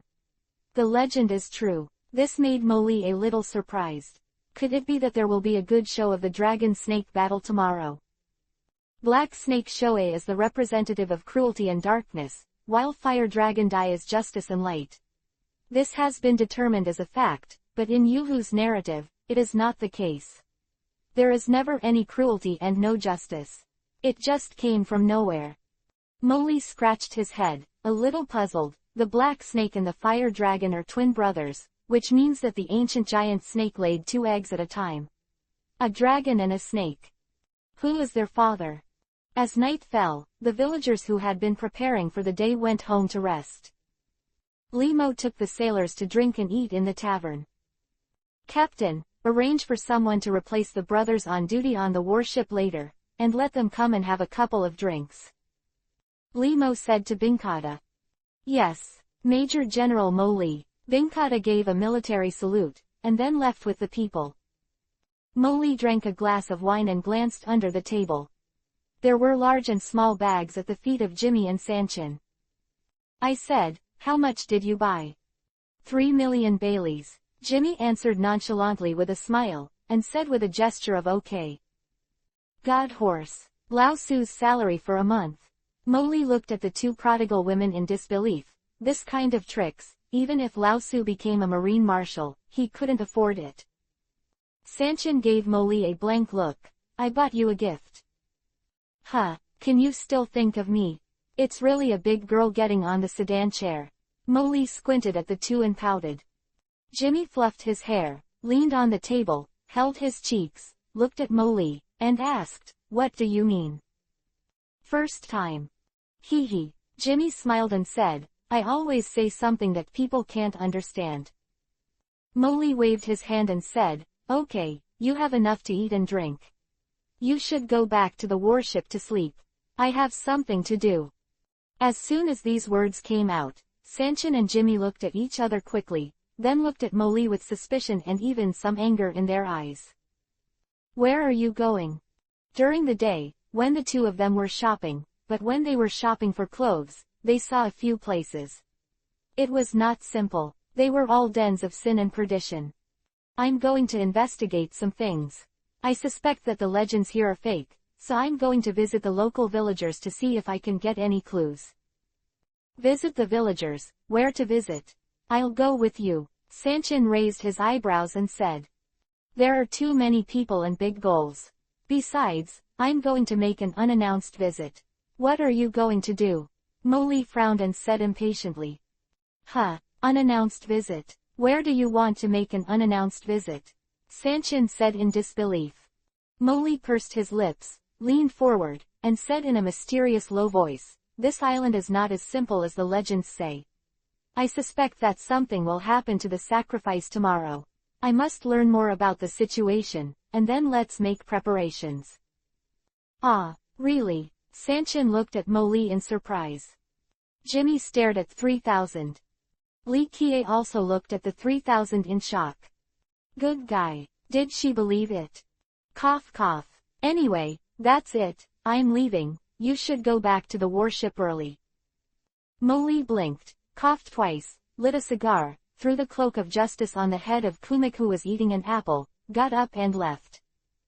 Sanchin and Jimmy looked at Molly's figure and left the tavern. Do you really believe it? Jimmy asked 3,000. I believe in shit, this dead man can tell 3 lies all day long. Sanchin rolled his eyes at the door and said disdainfully. Jimmy stared blankly at Sanchin, wondering, then you still let him go? Sanchin smiled, and firmly supported the little apple on his chest, and said to himself, Man, you can't be tied, you need to give him some freedom and space, and then when he enjoys a period of freedom, he will soon be out of control. A moment, then pull back on the tether. As he spoke, Sanchin raised his hand, squeezed his fist, glanced at Jimmy, and asked, Do you know what this is? Jimmy stared blankly at Sanchin, who seemed to be unknown to her, and shook his head. Sanchin pouted. Humph. This is called relaxation and control. Jimmy pursed his red lips, swallowed, and asked, Who taught you that? Kia Granny. Li Qian didn't go to a sinful place like Sanchin and Jimmy thought, but took advantage of the night to go to the crevice of the mountain to see what happened to the big snake. Ideal is full, the reality is very skinny. During the day, he followed Yuhu, and at night when he was alone, he got lost again. Molly looked around at the big trees that looked the same, there were weeds everywhere, and he puffed out a cigarette. Where is this? Molly, who couldn't find his way, thought about it, or jumped up to take a look position, and then jumped directly to where. Molly, who had made up his mind, was about to jump up when he heard a voice from the woods behind him. Colonel Molly of the Navy headquarters, please don't interfere in this matter. Who is it? Limo turned around and looked at a big tree that required 3 or 4 people to hold hands to hug. Colonel Molly, please don't interfere in this matter, this is our mission. 2 tall figures came out from behind the tree. Molly looked at the 2 objects that could be regarded as human beings. His whole body was shrouded in a large white sheet, with a hip-hop clown mask on his face and strange decorations on his head. What are you guys? One of them, in a thick voice, said, We are the people of the world government, and we are here to carry out our mission. That big snake and fire dragon? Molly asked after thinking for a while. The 2 mysterious people didn't answer, but just stood opposite Molly like that, with their eyes under the mask staring at Molly. Molly took down the cigar, took a breath, and said after thinking about it, The people from the world government are here to come for that big snake, which means that the fire dragon really exists. The slightly shorter mysterious man said in a low voice, This is not something you can know, let's go, we won't blame you. Limo shook his head with a smile, sat directly on a big rock, looked up at the starry sky revealed between the branches and leaves. He paused, and said to himself, I know there are huge pythons, but fire dragons are something. I am skeptical, and now that you are here, that is to say, the fire dragon really exists, and the legend is also true, and tomorrow the fire dragon will appear. Chapter 80, The Captive Behemoth. Two tall figures stood silently in the same place, listening to Molly's words. One of them said, "In the information we collected, Major General Molly should be a man who doesn't think about these things." Li Qian sat on the rock, fiddling with the cigar, looked at the two and said, "Your information is inaccurate.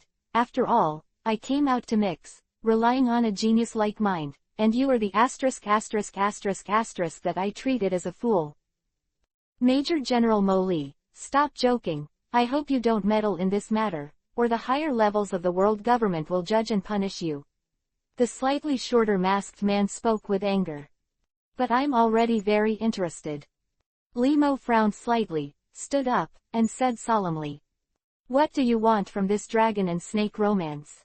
You are not allowed to intervene, because I am afraid that I will destroy your plan and cause you not to get what you want or the result." Li Mo looked at the two people in front of him, and said with a joking smile, "It's okay to let me go. You can try to convince me, or beat me." "You guy." The shorter man's patience was obviously running out. "Withdraw. We are not his opponents," said the tall man in the clown mask. Humph. With a cold snort, the two were about to leave, and at this moment, the indifferent voice of Molly came from behind the two. "Who let you go?" "Navy. You are just the face of the world government, don't." Bang. The short man who was talking was strangled from behind him by Li Qian at an incredible speed, and his face was pressed into the dirt. "Navy." The man was still struggling under Molly's palm. Card collapse. Li Mo directly twisted the man's neck. Molly slowly let go of his hand, stood up and looked at the tall man, grinning while wiping his hands. "What did he say he doesn't want? I didn't even hear it." At this moment, Molly's smile was undoubtedly a reminder to the tall man with a mask. He never imagined why Molly dared to do something to them. Isn't he afraid of the punishment from the top officials of the world government? Major General Molly, I know your combat power is super strong, but I belong to the world government, you can't. Bang. Li Mo directly grabbed his neck and said coldly, "Your answer is also wrong. I'm asking you, what are your plans? You can't." Card collapse. When the two of them died, Molly put down the taller corpse, squatted down and groped around the two of them, saying, "Speak honestly, don't you have to die? Threat me, warn me, what do you eat? Growing up, so courageous." Molly searched for a long time, but the two of them had nothing on their bodies except a note and a phone bug. Poor ghost. With a cigarette in his mouth, Li Mo walked back to the big rock where he was sitting just now, tossed the phone bug aside, opened the note and looked at it. After a while, Molly put away the handwritten note and put it in his arms. After breathing out a mouthful of smoke, Li Qian went straight down the mountain. After twisting and turning, he returned to the warship parked in the port. "You haven't slept yet." Li Mo pushed open the door of the room of Jimmy, Sanchin and Kumik. "What's the matter? I came back from a stroll so quickly." Sanchin put down his book and asked Molly. Molly shook his head, did not answer Sanchin, but took out the handwritten note and handed it to Sanchin. "Look at this." Sanchin took the manuscript and wondered, "What is this?" Jimmy also leaned over and looked next to the 3000. Li Qian sat on a chair and smoked a cigarette silently. After a while, the two read the contents of the notebook. Sanchin licked his thin lips, looked at Jimmy, who was also shocked, looked at Molly, and said in a low voice, "Is this true?" Li Mo nodded. "It should be. It was taken from the people of the world government." Jimmy asked suspiciously, "Why does he carry such a secret with him?" Molly spread his hands and said indifferently, "How do I know? It's like this anyway." Sanchin took a deep breath and sighed. "It's unbelievable, such a giant beast actually exists, and it is even kept as a weapon. Yeah, the world is full of wonders, this world is really outrageous." Li Mo also sighed, and then his eyes fell on the somewhat old notebook on the desk. The manuscript records a secret. There was a giant snake in ancient times, known as the ancient giant snake. It is a giant beast living at the top of the red soil continent. Because of that incident, 800 years ago, after the ruler of the kingdom of God, which stood at the top of the world, was overthrown, the people living on the red soil continent. Most of the rare races were wiped out, and only a small part of the fire remained. And the ancient giant snake left 2 children at that time. Black snake Shuyi and fire dragon Duyi. The black snake Shoei was scattered somewhere in the Great Root for some reason, while the fire dragon Dai was kept in captivity by the descendants of the God race, who later overthrew the kingdom of God. Because the descendants of the gods are afraid that the black snake Shoei will grow into a terrifying existence like an ancient giant snake, they must use the induction between the 2 brothers of the dragon and snake to kill the Shoei black snake. The content of the following task is to erase the map marker of Kawaji Island while eliminating the black snake Shoei, and wait for the person to take over. Tomorrow is the Dai Fire Dragon Festival. What are you going to do? Sanchin looked at Mo Li. Limo turned his head to look at Sanchin, and said indifferently, let's take a look first. Anyway, those 2 people are already dead, and there is no way to know more. Yeah, 3000 nodded. Jimmy was a little worried and said, Mo Li, you killed the people of the world government, will it be okay? Mo Li pouted, what can I do? I don't dare to see people's rubbish with their true colors, and they threaten Lao Su as soon as they meet. Jimmy shook his head, this guy. Mo Li got up and said, go to bed early, no matter what happens, we'll talk about it tomorrow. After that, Limo pushed the door and left. Seeing that Mo Li killed the people of the world government, and was so carefree, Jimmy was still a little worried. Sanchin saw Jimmy's concern, so he comforted him and said, it's okay Jimmy, it can be seen from the attitude of the high-level Navy's treatment of Mo Li. The high-level world government will not respond to Mo Li just because Mo Li killed 2 people. Kind of. Jimmy looked at 3001 adults with confidence, and smiled bitterly, you really understand it well. 3000 Nunazui raised his chin, proudly said, after all, I have a genius mind. Jimmy rolled his eyes, helplessly put his hand on his forehead, this little girl who is not afraid of big things. Blue, blue, blue, blue. The big rock that Mo Li was sitting on just now, the phone that Mo Li forgot to take away rang hurriedly. On the Red Earth continent, in a secret room in the Holy Land Mary Joa, in the shadow of the corner, a man waited quietly with the microphone of a phone bug, but after a long time, there was no connection. Kacha.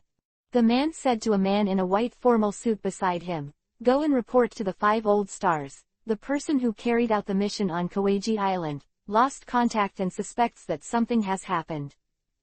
Yes.